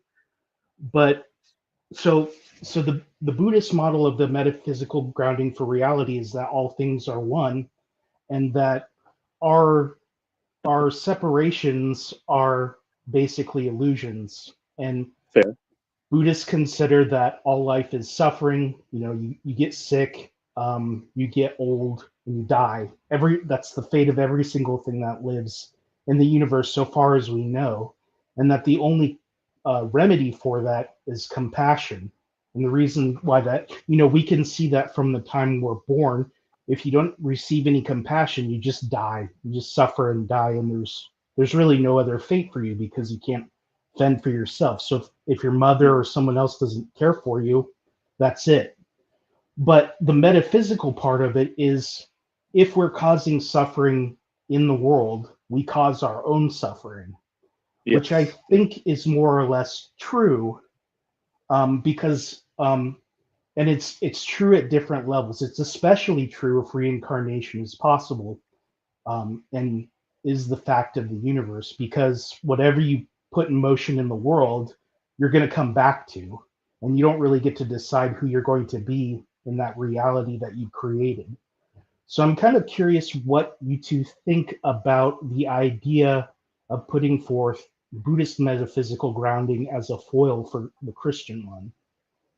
Well, I think that, but the thing is that metaphysics is not supernatural, right? So metaphysics is just talking about things outside of the physical, right? So when we talk about anything conceptual, that is metaphysics, right? It's talking about a hyperspace outside of the physical, right? So maths, for instance, is metaphysical, right? Mhm. It's not a real thing. It's a language to describe the properties of the world. Like, you can't show me a 2. That doesn't exist in the real world. It's just a concept we have in our head. And that Mhm. can be metaphysics. So this idea that metaphysics is supernatural things is not correct. It's like, applied to computers, because my background is computers, metaphysics would be the program being run on your screen, right? That doesn't actually exist. Like, what you think of as windows and you move these things, they're not actually, there's nothing really moving. It's a metaphysical hyperspace, right? It's Mhm. basically a conceptual thing that's on the screen. That is kind of what metaphysics is. It's talking about the concepts above all of physics and all of reality. That's what it is. Now, some Christians will say, hey, they're sort of Neoplatonists. They'll say, hey, every idea has some kind of shadow realm where they exist, kind of thing. They actually are real things. They're just not in the physical. And I reject that. I don't know why that has to be the case. And that's weird, right? If you think about it, that, if I think up a four-legged emu with a bazooka on its back, suddenly that exists in some shadow realm. It's very strange to think that way to me. So Mhm. I think that when we're talking about metaphysics, it's important to say, hey, I know that metaphysics is a thing, but I don't think that supernatural things are real, and that's fine. Mhm. If I may, it, so if you really want to pull that thread, and I actually have, there is a fascinating discussion around Jesus having visited Tibet and learned Mhm. from the Buddhists Right. prior to his return. The Bible just kind of says he took a walk Yeah. in the desert and came back some years later. Mm. I've But seen this. They actually have like these footprints that they say they call them Isa. And when you look at these footprints, there's a marking on each of the center of the feet that would sort of like coincide with where the nails were driven during the crucifixion. So yeah, so they're. Go ahead. yeah. No, I was just gonna say, yeah, and as well as what I. So okay, I was speaking more to like prior to his crucifixion. There's a Mhm. massive gap in the story where Jesus just kind of FOs, and allegedly that's where he went. And to agree with you with what you're saying, apparently after he got out of the cave and he was like, "Nuh-uh, bitches, I'm still alive." Yeah, he did kind of maybe allegedly retire back in that area. Like he just kind of took Yeah, off. I find that incredibly unlikely, But that Jesus, who had lived all his life in the area of Middle East, Really? made his way over to China. it's not China. Yeah, it's like It's northern India. It's not that something far. like that. Yeah. Yeah, well, Yeah. northern India, but that It is a hell of a journey for Not really. somebody. That is The Crusaders went a lot really, far. You know, okay, if I may, the Crusaders went from like Western Europe down to Jerusalem in under a year with a massive supply line of troops and stuff. One dude, maybe and a couple of his friends, maybe jumping on a wagon, hitching a ride on a camel. It's not outside of the realm of possibility. and to kind Like yeah, of I there don't. there was that whole what do they call that? The Silk Road, right? Yeah, it's actually a fascinating story. I don't know. I don't actually think I believe it either, but there is this theory that because the philosophy of Christianity is so revolutionary compared to the Old Testament values that they had before in such as like inviting brotherhood of man and sort of things like that. There's this idea that Jesus got the idea for Christianity from Buddhism because of the proximity to the Silk Road, and that was how those ideals were introduced to the Middle East. Because Yeah, I think that sort of a bit later I would maybe agree with you, but I mean, at 0 AD, I don't think so. I mean, the Silk Road started Mm, in the mid 15th century. Mid 15th century. Well, and maybe even like whole even the missing, okay. sorry.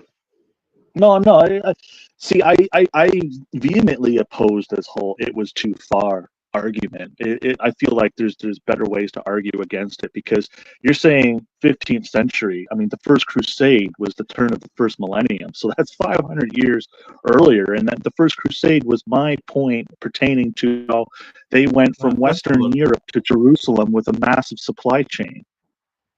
Oh, 2nd century to the mid 15th century. Sorry, yeah. So 2nd century. So you're about 200 years out.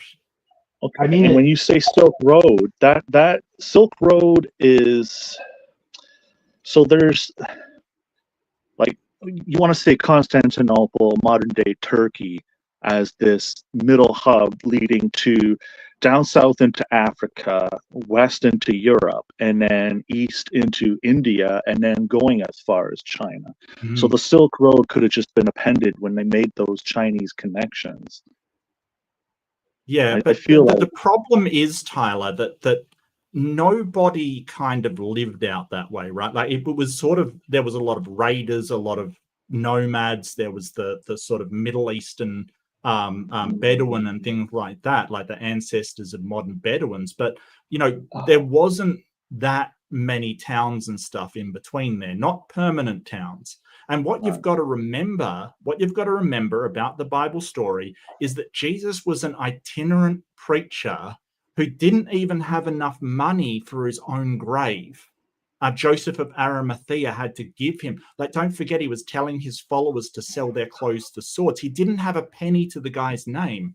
And you're sort of saying, hey, he could have done this, done that. I really don't think that Jesus is hitching a ride across desert where water's a factor to, you know, on the grace of whoever it is that decides to take him. And hold on, and he doesn't speak the language. He also manages to organize a ride back.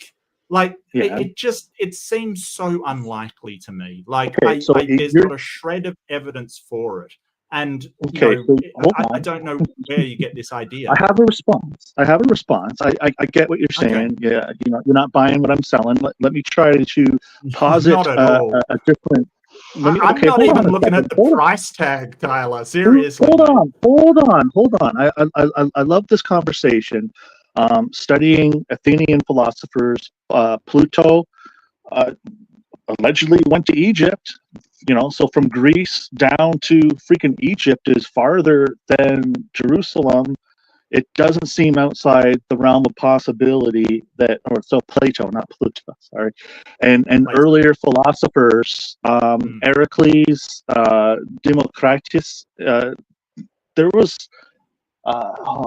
allegedly maybe even Epictetus and Dionysus. Like, a lot of these folks went from Greece to Egypt. I feel like your whole, this guy didn't go from point A to point B, when a lot of other people centuries prior allegedly made the trip and wrote about it. I feel like maybe you might consider looking again at that price tag.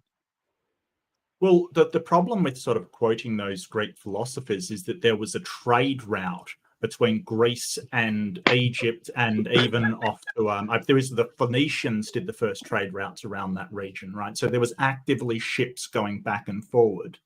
Who went from Jerusalem to India and wrote about it? Who did that? Oh no, I was talking about going from Athens to Egypt. I'm just saying, if Plato can go from Athens to Egypt and back, okay, but trade ships literally went back and forward between them. But do you know where no traders went, and why, say, Marco Polo's journey was so amazing and famous? It's because nobody went over to the east, right? He was basically the one that showed that you could make a trade route with the east. Constantinople, like modern day what we call Turkey now, that's was Turkey, still the hub of the world back then. I don't think it's outside the realm of possibility that they could have just went, you know, further east.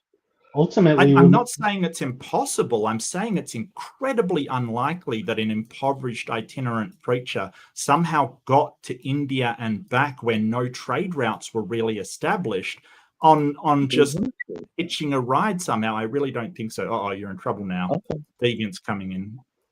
Yeah. Hey, Deviant. Hi. I couldn't. I That's couldn't just okay. listen. That's okay. My blood pressure. Yeah. So, is it impossible? No, it's not impossible. Is it likely? Absolutely not. And I'm sorry to say, Tyler, that the things that you are using to say, "Hey, but it's not impossible," you're kind of comparing the difference between walking up a hill and walking on your hands up to the top of Mount Everest and saying, yeah, but both are mountains. So what you need to understand is that it's not easier, or it was not easier to travel in a small group than in a large one. And every single trip that was made with a menagerie of people and supplies, because there weren't supplies. You're talking about the Crusades.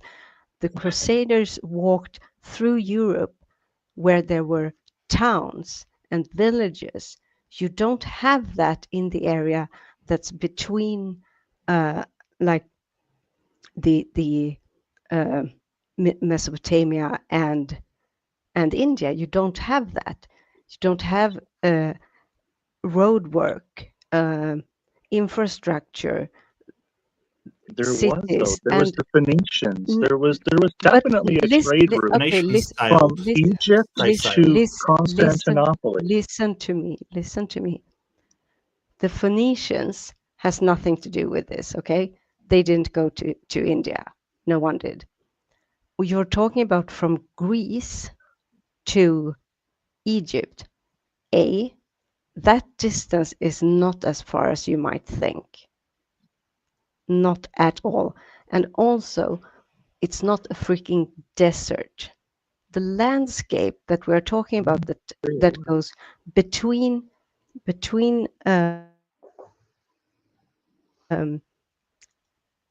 actually between Israel, you don't even have to go as far as to Mesopotamia, and back to India, is not a hospitable landscape. It's barren, it's harsh, it's hot, it's dry. It's not. You would have to have bring with you donkeys that could carry water, for instance. Oh, I think donkeys would even have a hard time. You probably need camels. Oh yeah. And I just want to add one thing, Tyler, because you keep bringing up the Phoenicians. The Phoenicians' trading empire was a sailing empire. They sailed that but Phoenicia was in which is Tyler, let me finish. They didn't walk it. They used sailing ships, which are a hell of a lot faster than just walking. Yes. Okay, so the western edge of the Mediterranean was definitely a trade route between Constantinople and Egypt. There was a whole Bronze era trading routes that extended all the way to Western Europe, right? Yes, I am well aware of this, but we are talking, when you're talking in that direction, this is why I'm saying you're making comparisons between things that might seem comparable but actually aren't, because of where people were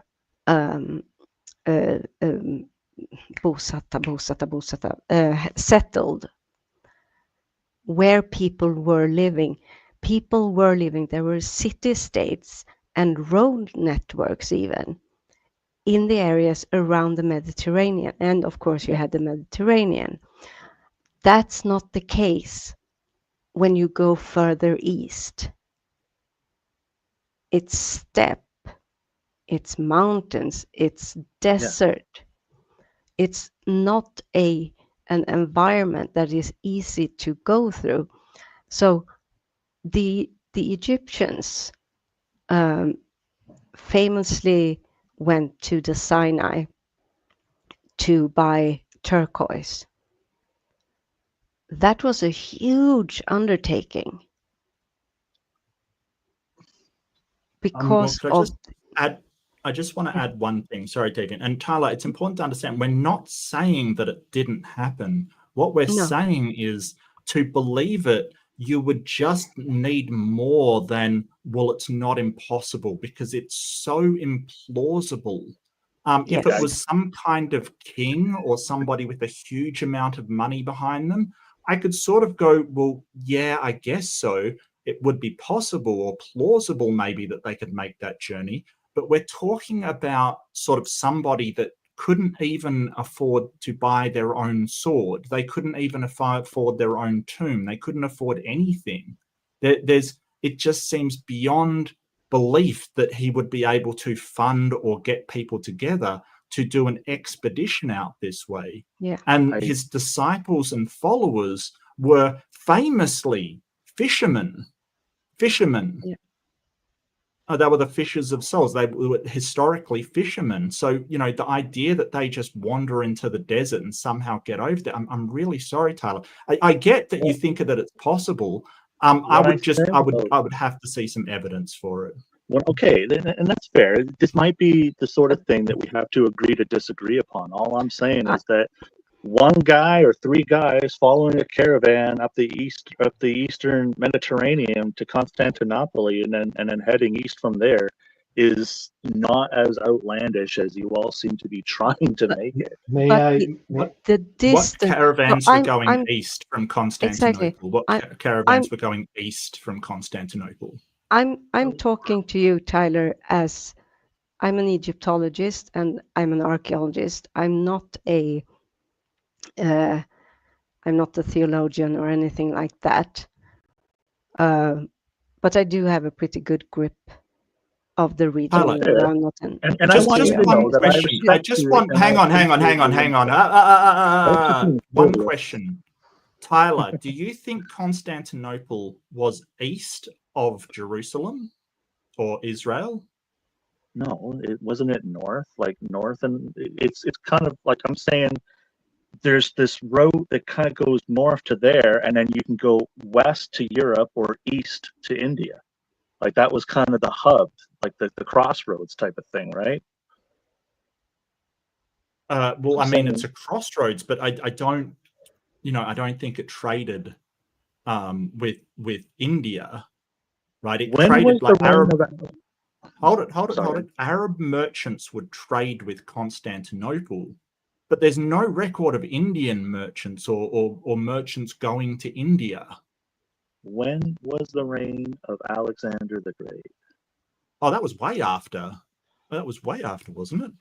When Alexander the Great, he died in 332 BCE. So 4th century. BCE. Yes. Yeah. Oh, BCE. Okay, yeah. Yeah. Okay. So he didn't go to India. He didn't go to India. He tried. He tried. He couldn't make it. He tried and he failed. He couldn't get the elephants through the pass. No, he did not have elephants. You're conflating that with Hannibal. No, he died. He died outside of Damascus, I believe, but he didn't make it there. According to what I'm reading, he had the Persian Empire. He went and tried to go to India. He had some victories before reaching the Ganges or on his way to India. He intended to cross to conquer it. However, his exhausted troops mutinied and refused to go any further. So he didn't actually get to India at all. And ultimately, at this point, I have to jump off. My fiancé is sleeping, and I'm very afraid. Thank you for your input. Thank you for your input. I appreciate you. Yeah. And I think Tilting Windmills got a good suggestion. Agree to disagree, and I kind of support that. I think it's just something that I'm not going to say it's impossible. I would need way more evidence to suggest. Yeah, and that's my basic position as well. I'm not going to say it's impossible. Well, sorry. Bye Okay, for now. I mean, Take there's care. letters and stuff. There's all kinds of people that claim that it happened on that side of the thing. Like there's sworn a bit of conduct. There's been a lot of people talking about it. I think we got to agree to disagree, because I don't think this is going to go anywhere really productive. Reed, just before you do, what I was going to do is kick you both out and continue my show, because this wasn't what the show was about. So, Tyler, have I addressed your question that you had for me?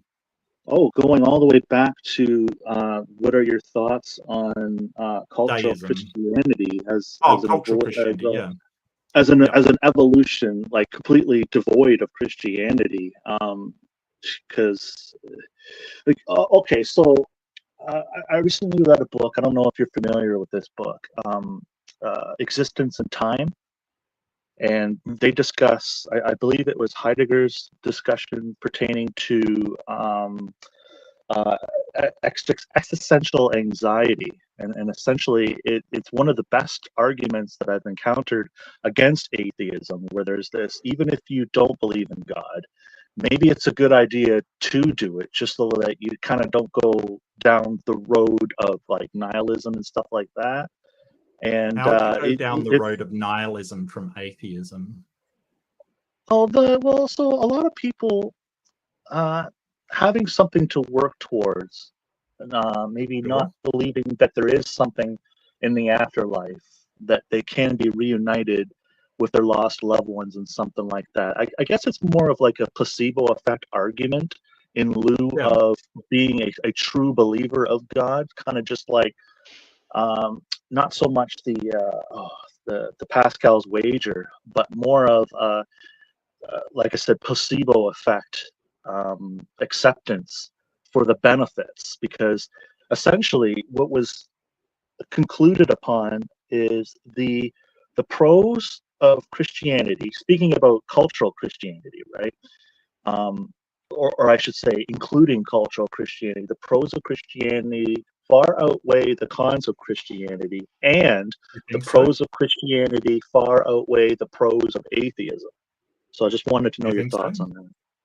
So do I think really, just assuming what you say is true, which I wouldn't necessarily grant that the pros of Christianity outweigh the pros of atheism. I don't think that's true. I think a lot of Christians do say, oh, they've had the ultimate joy and ultimate this, and I don't think that's necessarily true. I think we both experience the same things. It's just I don't call it God and say that it's infinite or anything like that. I just have a more realistic approach. That this whole thing of, and studies have shown that Christians are generally happier, kind of thing.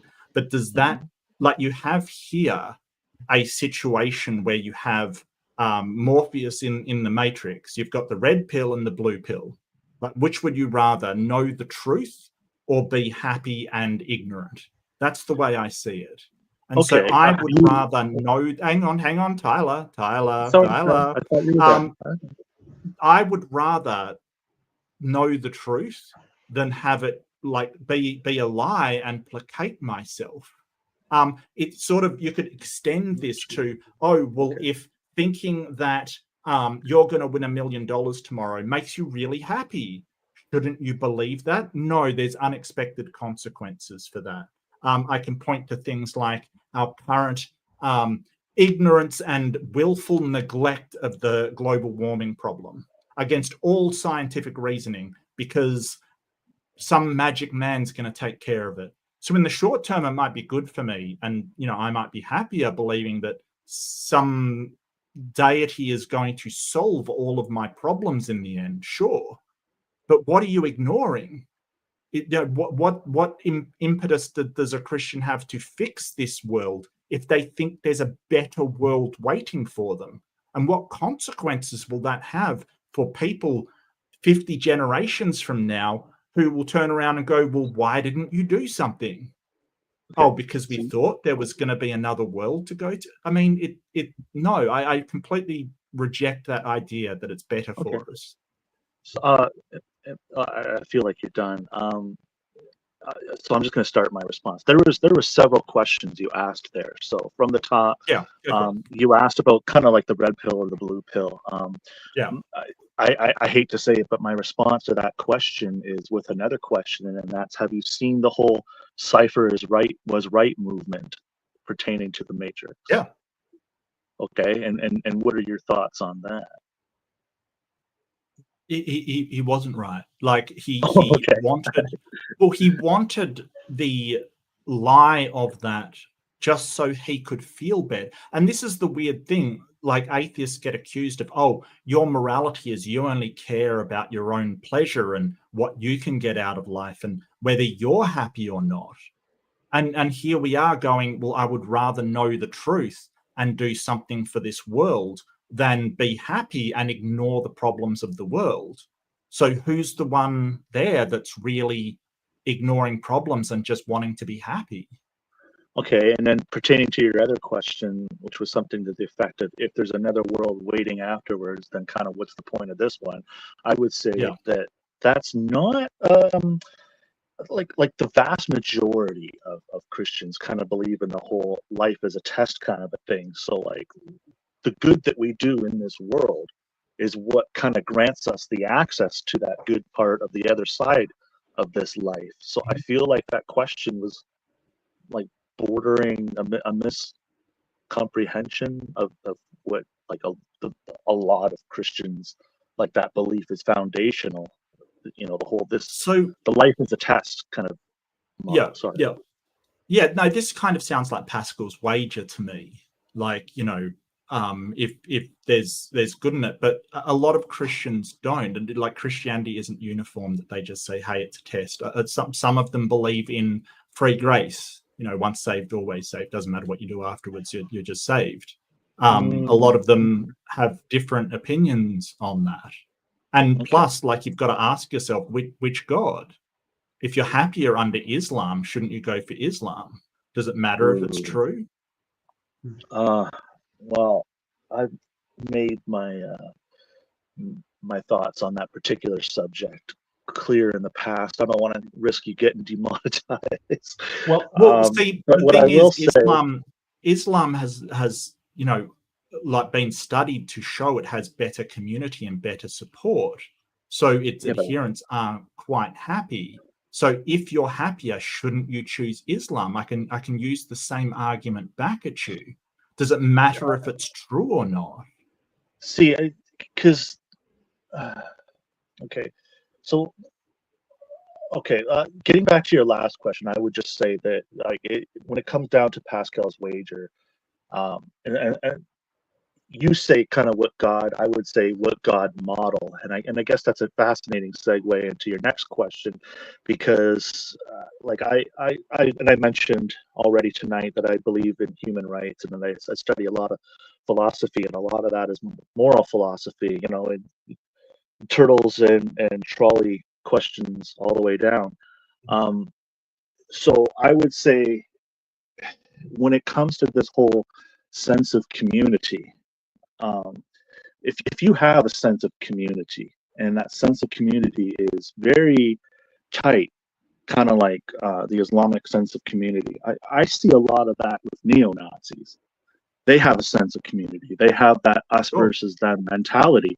So your argument that and your question towards me is like every bit as valid towards, you know, Why don't you, if you're happiest, if people are happiest being a neo-Nazi, why don't you be a neo-Nazi? Okay, but here's my thing: is that, remember, I'm kind of in that camp of Buddhism where it's not so much my happiness that matters; it's the morality. It's having a sense of right and wrong and knowing. Like I would, it's like I used to say when I was growing up. I hate cheating. Tyler. I don't want, like, I really have to interrupt just so apply that to me. Why shouldn't my sense of right and wrong determine what I believe in? Why shouldn't your sense of right and wrong? Just said it's like Buddhism. Like, you know, it doesn't matter what makes you happiness. It's your sense of right and wrong. Well, because if you believe that life yeah, is but eternal. hold on. But when you just say, asked me hey, a why question. don't you? Well, you sort of said, I'm just trying to explain what I Okay, mean by that's that. fair. When you ask me the question, well, why shouldn't you believe it, even though it might not be the truth, because it makes you happier? No. So Well, why can't that's I feel the same that to way? me But it's not is about what makes me happy. It's about my own moral right and wrong. That it's good to believe in the truth. Can I make okay. a point real Yeah, quick? go read. Sorry. Yeah. Okay, so my thoughts on this are happiness is kind of a big sort of thing to measure. And when you're trying to figure out whether atheists are happier than Christians or whether Christians are happier than atheists, you're going to have to take in the environment into consideration too, because some of the happiest people on earth are people like in the Netherlands who are largely secular. But if you're talking to someone in the United States where cultural Christianity is the norm, yeah, you might be miserable if you're an atheist and your values don't perfectly align with Christianity. So I think you have to take a whole lot of things into consideration. And I don't even think that religion would be among the top 10 factors for most people. A full belly is probably more important than whatever particular religion you buy Yeah. into. Yeah, probably. But I So I get have a what you're response saying, to that, Tyler. but I kind of want to get back to what I Yeah, almost said okay. Mr. Reed, but there's two people named Reed. Mark, in answer to your question, so what I was going to say earlier, and this might shed some light on where I'm coming from, is I would rather lose honestly than succeed by cheating. And so I Yeah, me feel that too. there's a fair argument to be made that a person working towards their happiness, okay, so I have an issue with that, because working towards happiness and working towards like a moral or ethical happiness are two separate things, because hedonism can just kind of say person A can do atrocious things to person B, such as non-consensual acts that that one person's enjoying and the other one is not.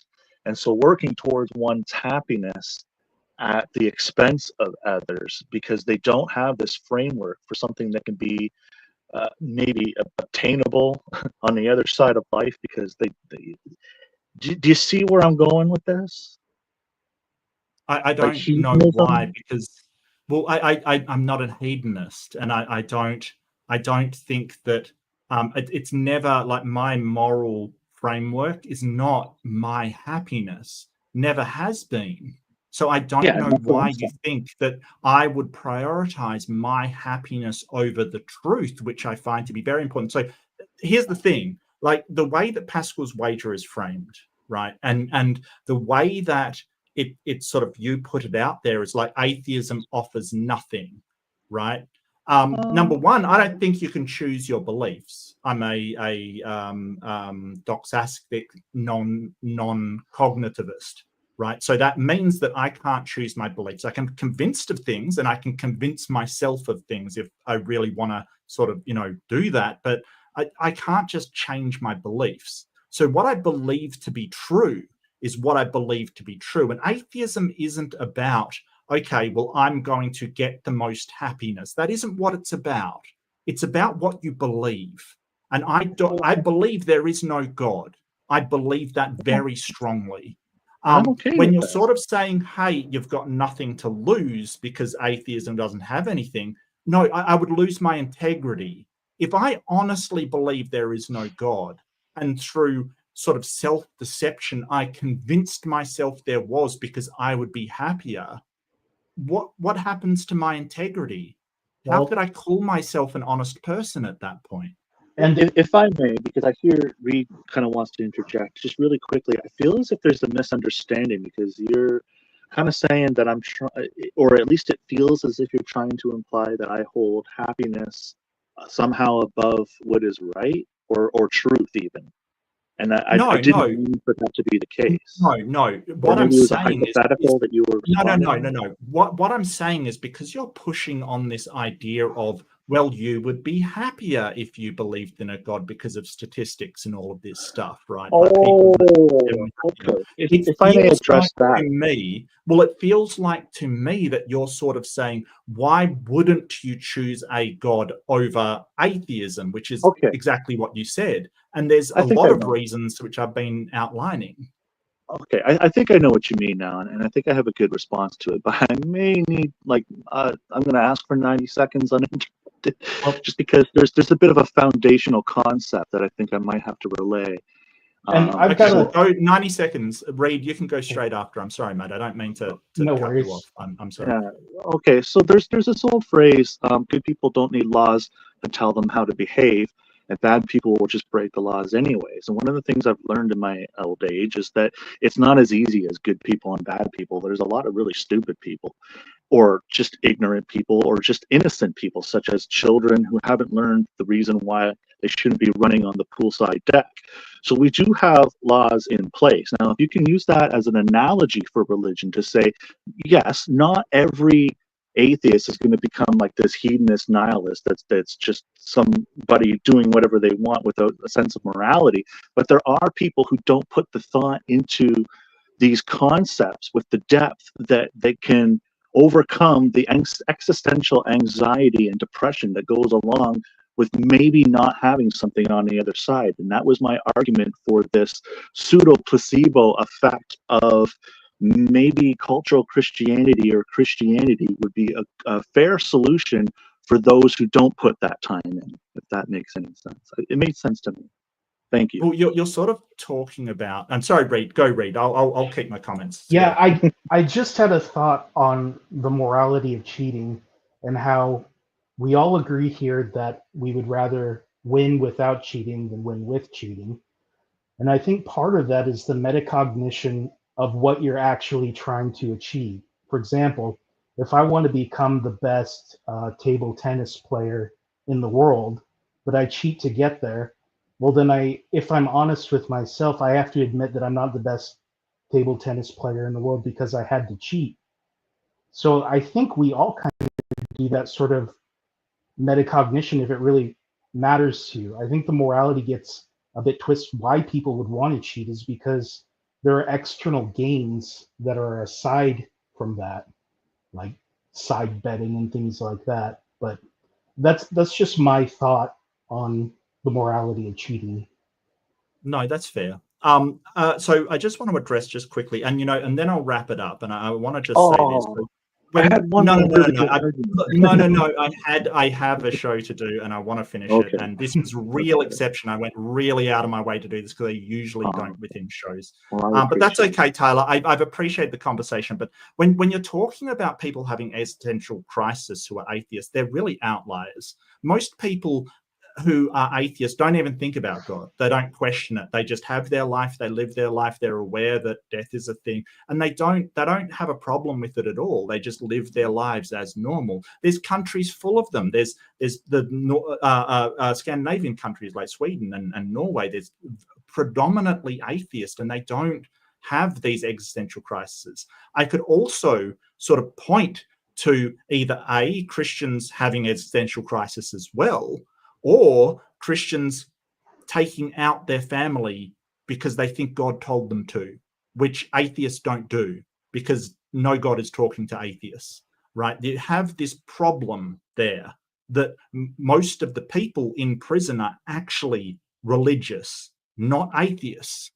So when you sort of talk about these fringe cases, you've got to include the fringe cases in Christianity. And don't get me wrong, they are fringe cases. I wouldn't say, hey, Christianity causes it to happen or it's something that happens under Christianity. It's just that if you want to take fringe cases of atheism into consideration, then you've got to take the fringe of Christianity. And I don't think you want to go there because the fringes of Christianity, like we saw the other night, to tie it back to what we were originally talking about, it is pretty horrific.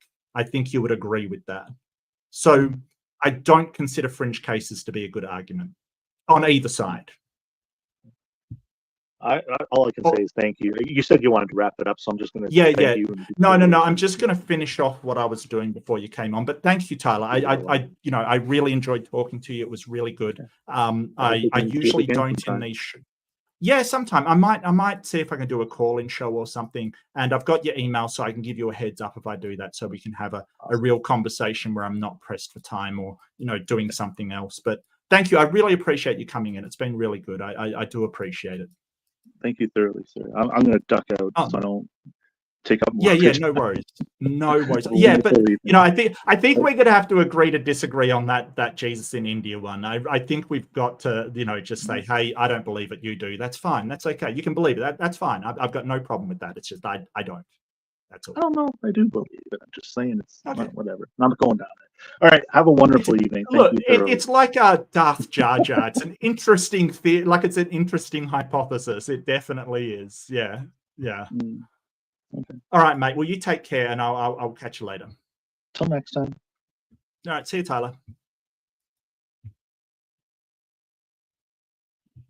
No, you're fine, Reed. I promised Tyler that I would talk to him about a question that he had, and I didn't get the time somehow, so I just decided to do it. It was spur of the moment, and I wasn't canceling AIMBOT. It was a hiatus. But I'm glad you came in. It was good to talk to you as well, Reed. Like, really, it was awesome.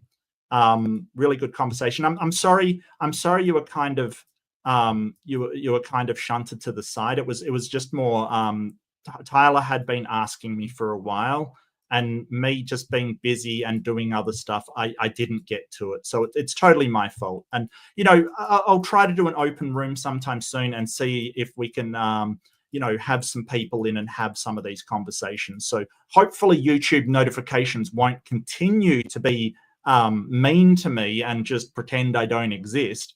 I do prefer conversations to emails. I absolutely do, Tyler. It's just getting them on kind of thing. Oh yeah, Egyptologist talking about history in the area. I totally. Anyway, am I the asshole for telling my sister that she's a rich family's charity? Oh yes. I have 3 siblings, and my mum is a single mum in a high cost of living area. Needless to say, we were broke when growing up. Yup. Yeah, my older sister always wanted what everyone else had, so she started working when she was 11. When she was 15, she got a babysitting job for an extremely rich family. Yeah, at 15, you're being paid a pittance kind of thing, like really. The family always treated her really well. When they upgraded their phones or computers, they offered their old ones for free, and they had her travel with them. She was technically working, but she did see 12 countries in 3 years. So what that is, right, I wouldn't call this a babysitter for a start. I wouldn't call this a babysitter. This is what we refer to as an au pair, or a nanny, I guess Americans may call it. But an au pair is basically a French term for a live-in nanny that travels with you and goes, like, basically they're almost a part of the family. It's called an au pair. I'm not sure if you've got the same term, but that's what it means, kind of thing. They kind of live as a part of the family. They help the children with their homework. They sort of care for the children as almost a big sister. They're almost a part of the family. I'm getting across that they're a lot closer than just, having a babysitter come over when the parents are out, going to a movie or something. It's a lot closer than that. Both of the terms in the US? Oh, good. Okay, excellent. So I think this sort of phrased as a babysitter when she's traveling with them and living with them is a bit misleading. I don't think that's a babysitter. And they even gave her interest-free loans when she got a car and when she went to college. Yeah. Well, I mean, at 15, you're almost paid nothing. So the family's helping her out. I don't see why that's a problem. She graduated college 5 years ago, and one of the parents was able to get her a job at her work's childcare center. She moved up the ladder very fast thanks to their support. Well, it's probably not only their support. Like, I get what you're saying, and is now managing 5 locations. I get that she did have to work, but she also got a lot of this because of who she knows. She acts like she did all of this on her own, though, and she won't help out family because if she managed to get where she is, we could all do it too. Okay, there. That's a bit of a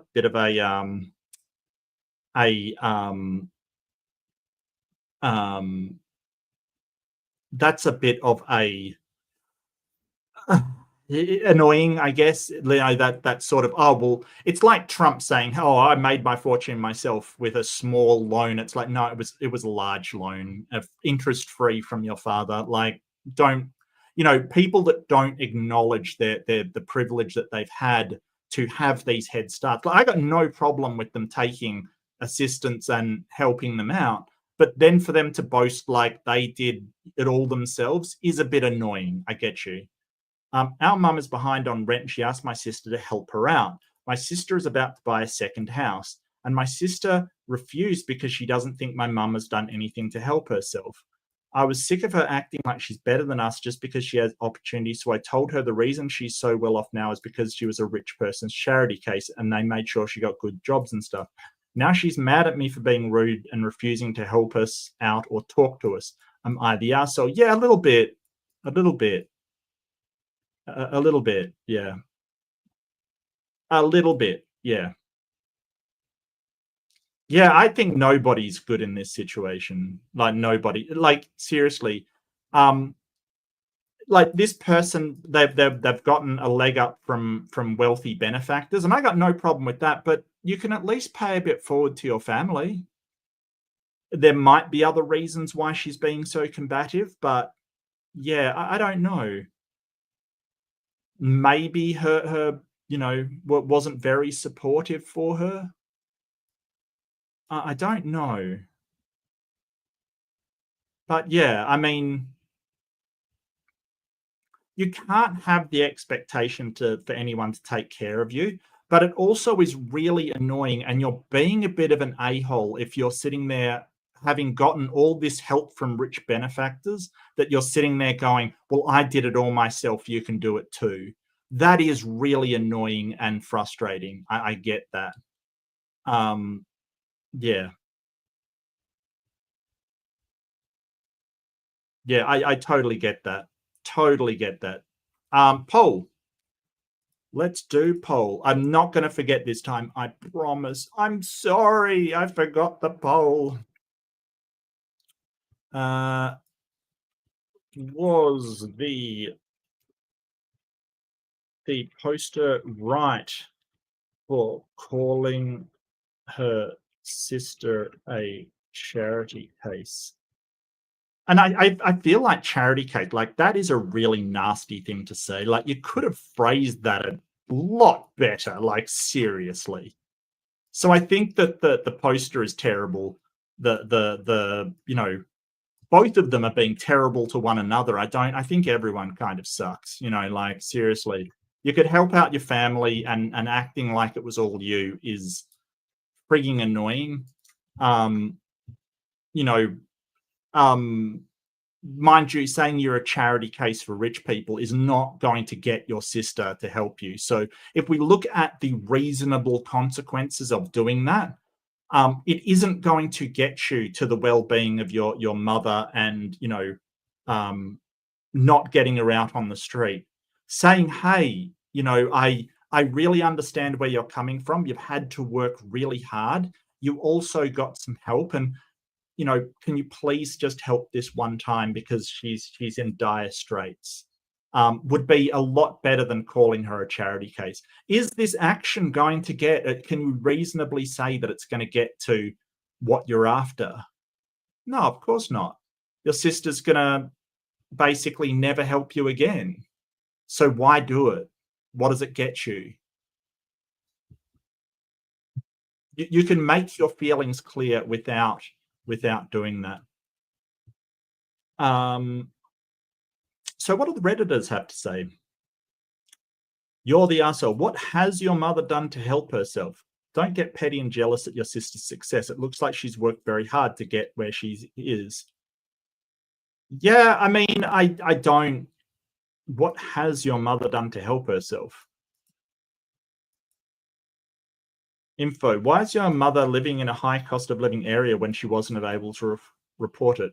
Update, you're the arsehole. Your sister took the initiative and started looking for work when she was little. By her own hard work, she made contacts with people who could help her out in life. Yeah, which is how the real world works. Yeah, basically.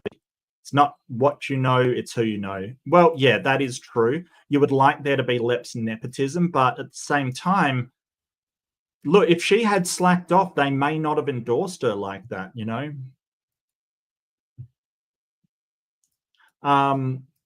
You mentioned that she's qualified for financial aid to college and no interest loan for the people she worked for to pay for college. Does not appear your family helped her pay for it in any way, so she paid her way through college and presumably paid back the loan. And now that she's successful due to her own efforts, this person's got a point. I mean, she started working at 11.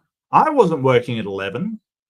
That is really, you know, impressive that she started working that. Yeah, to be honest with you, I don't think you'd be allowed to work at 11 in Australia. Maybe doing odd jobs and stuff, but wow. I feel like, in the point to point, that sister would never have gotten a job and success in the first place if they didn't live in a high living area. Well, yeah, that's true. But, you know, you can't take credit for achievements because they're living in a high area. Jealous much?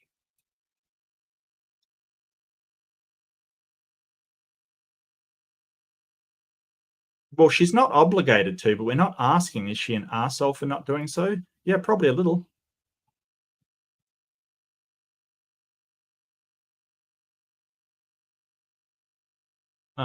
Did you start working at 11? Your sister did. Most people get to enjoy childhood at age 11. Your sister did not. I do not think you have room to criticize sister until you work as hard as he has. How about you go to work, OP, and then help your mum out? Yeah, no, the Redditors hate this one. I think everyone sucks. I think not helping out your mother is bad. I think that just even the way that she talked to her, you know, you're a charity case. I'm sure her sister doesn't see the work that she has done as charity. I mean, when you're an au pair, you're basically on call for that family almost 24 hours a day. Like the expectation when you're an au pair is that you're basically part of the family when you're not doing work for them at any time. You know, like you're basically on call at any point. So if the kid has a nightmare at 3 a.m, you're basically taking care of it. Like, seriously, it's not this, well, you know, it's just an easy job, easy life. Not really, no. Not really. This is a good point. Your sister hustled for years in the Undermoocher. Strange how you resent her being a charity case, but are more than willing to be a charity case yourself. That's a very good point. I do like it. Yeah.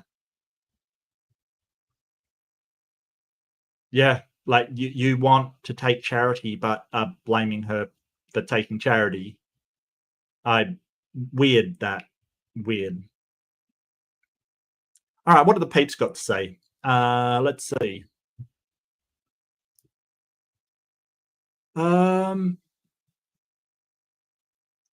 Still in chat? Yeah, Reed, you're always welcome, mate.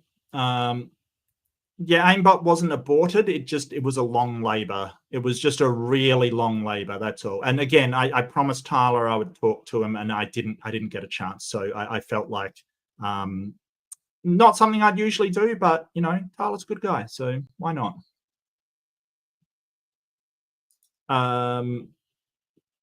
For this one, I don't know how the poster was not the answer. Ironically, calling her charity case is the uncharitable phrasing. Yeah, and also ironically, as that other guy pointed out, calling her a charity case because she won't give the family charity.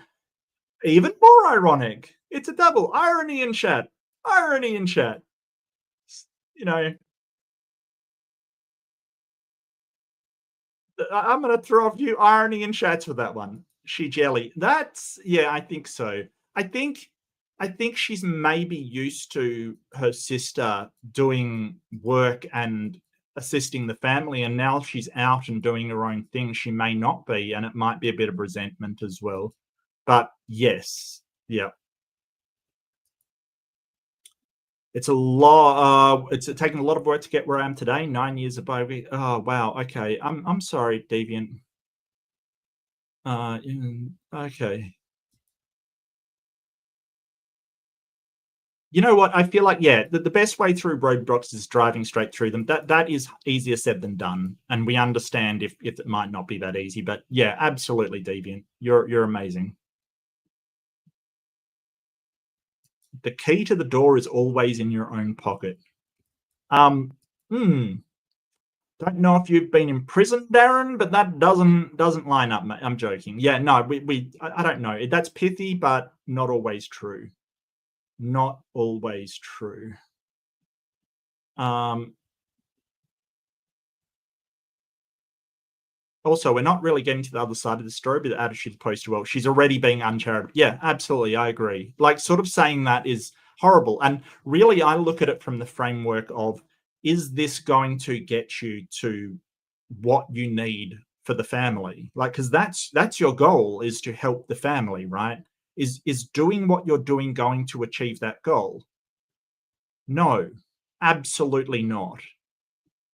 It's going to make it worse. So no, you're the asshole, because you're not actually helping. You're actually hurting and hindering. Maybe what you should be doing is helping your mum find another place. But I don't know how old this person is. I don't know. No idea.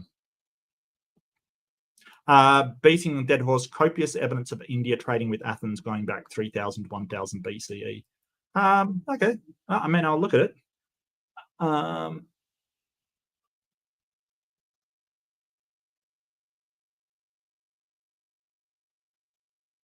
If someone's telltale, some people see Kashmir allegedly believe is there.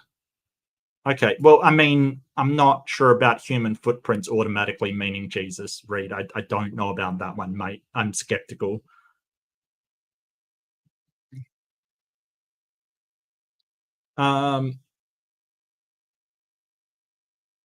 I didn't vote because we don't see the consistency. There might be a reason to. Well, yeah, that's true, Tyler. I generally take them as read, but sure. You know, if you want to abstain from voting, that's entirely your choice. I don't enforce that. You know, that's entirely your choice, mate. I wish I had another option, because you can only have 4. I wish I had, like, you know, not applicable, or, you know, I'm pass, or, you know, other, or just anything else. But no, 4 options is all I get. So, you know,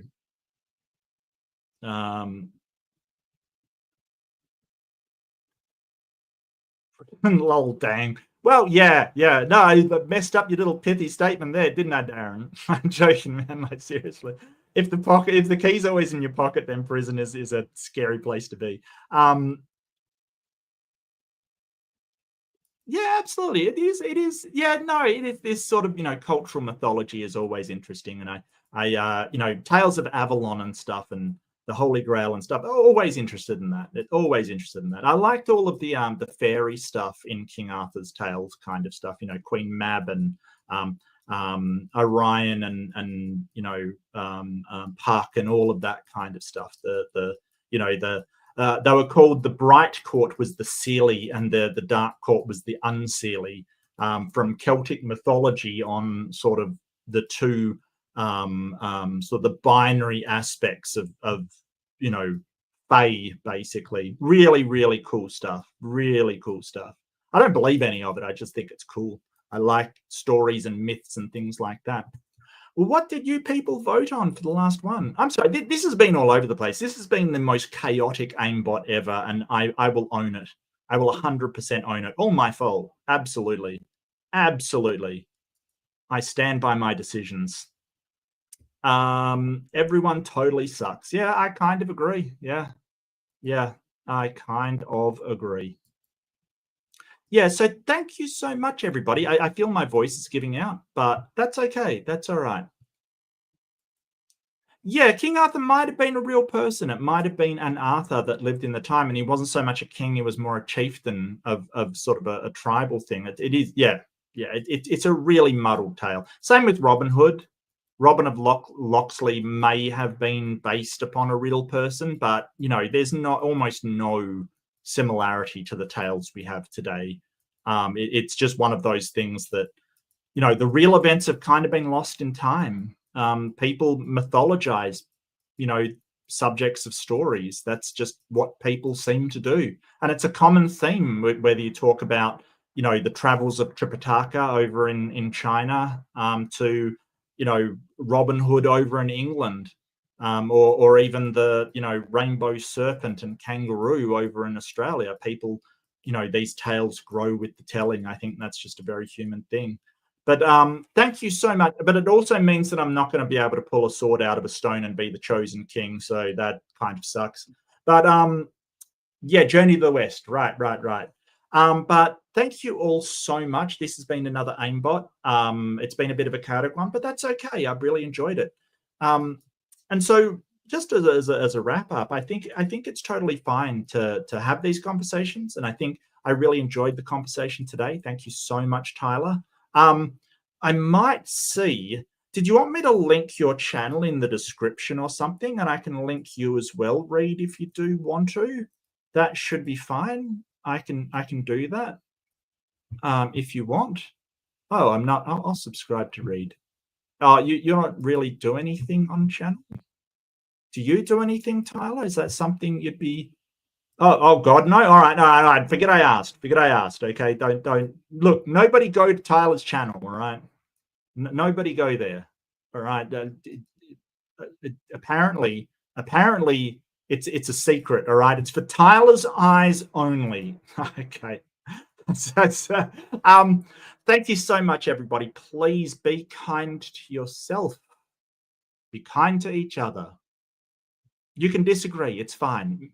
Tyler and I, we disagree. Still like the guy. Still get along with him. I think we agree on a whole host of things, including that Jim Bob is a piece of trash that has ridiculously terrible views. We absolutely agree on that. But thank you so much, everybody. Do take care, and I will see you in the next one. Like and subscribe, share, and yeah, make me happy. See you, everybody.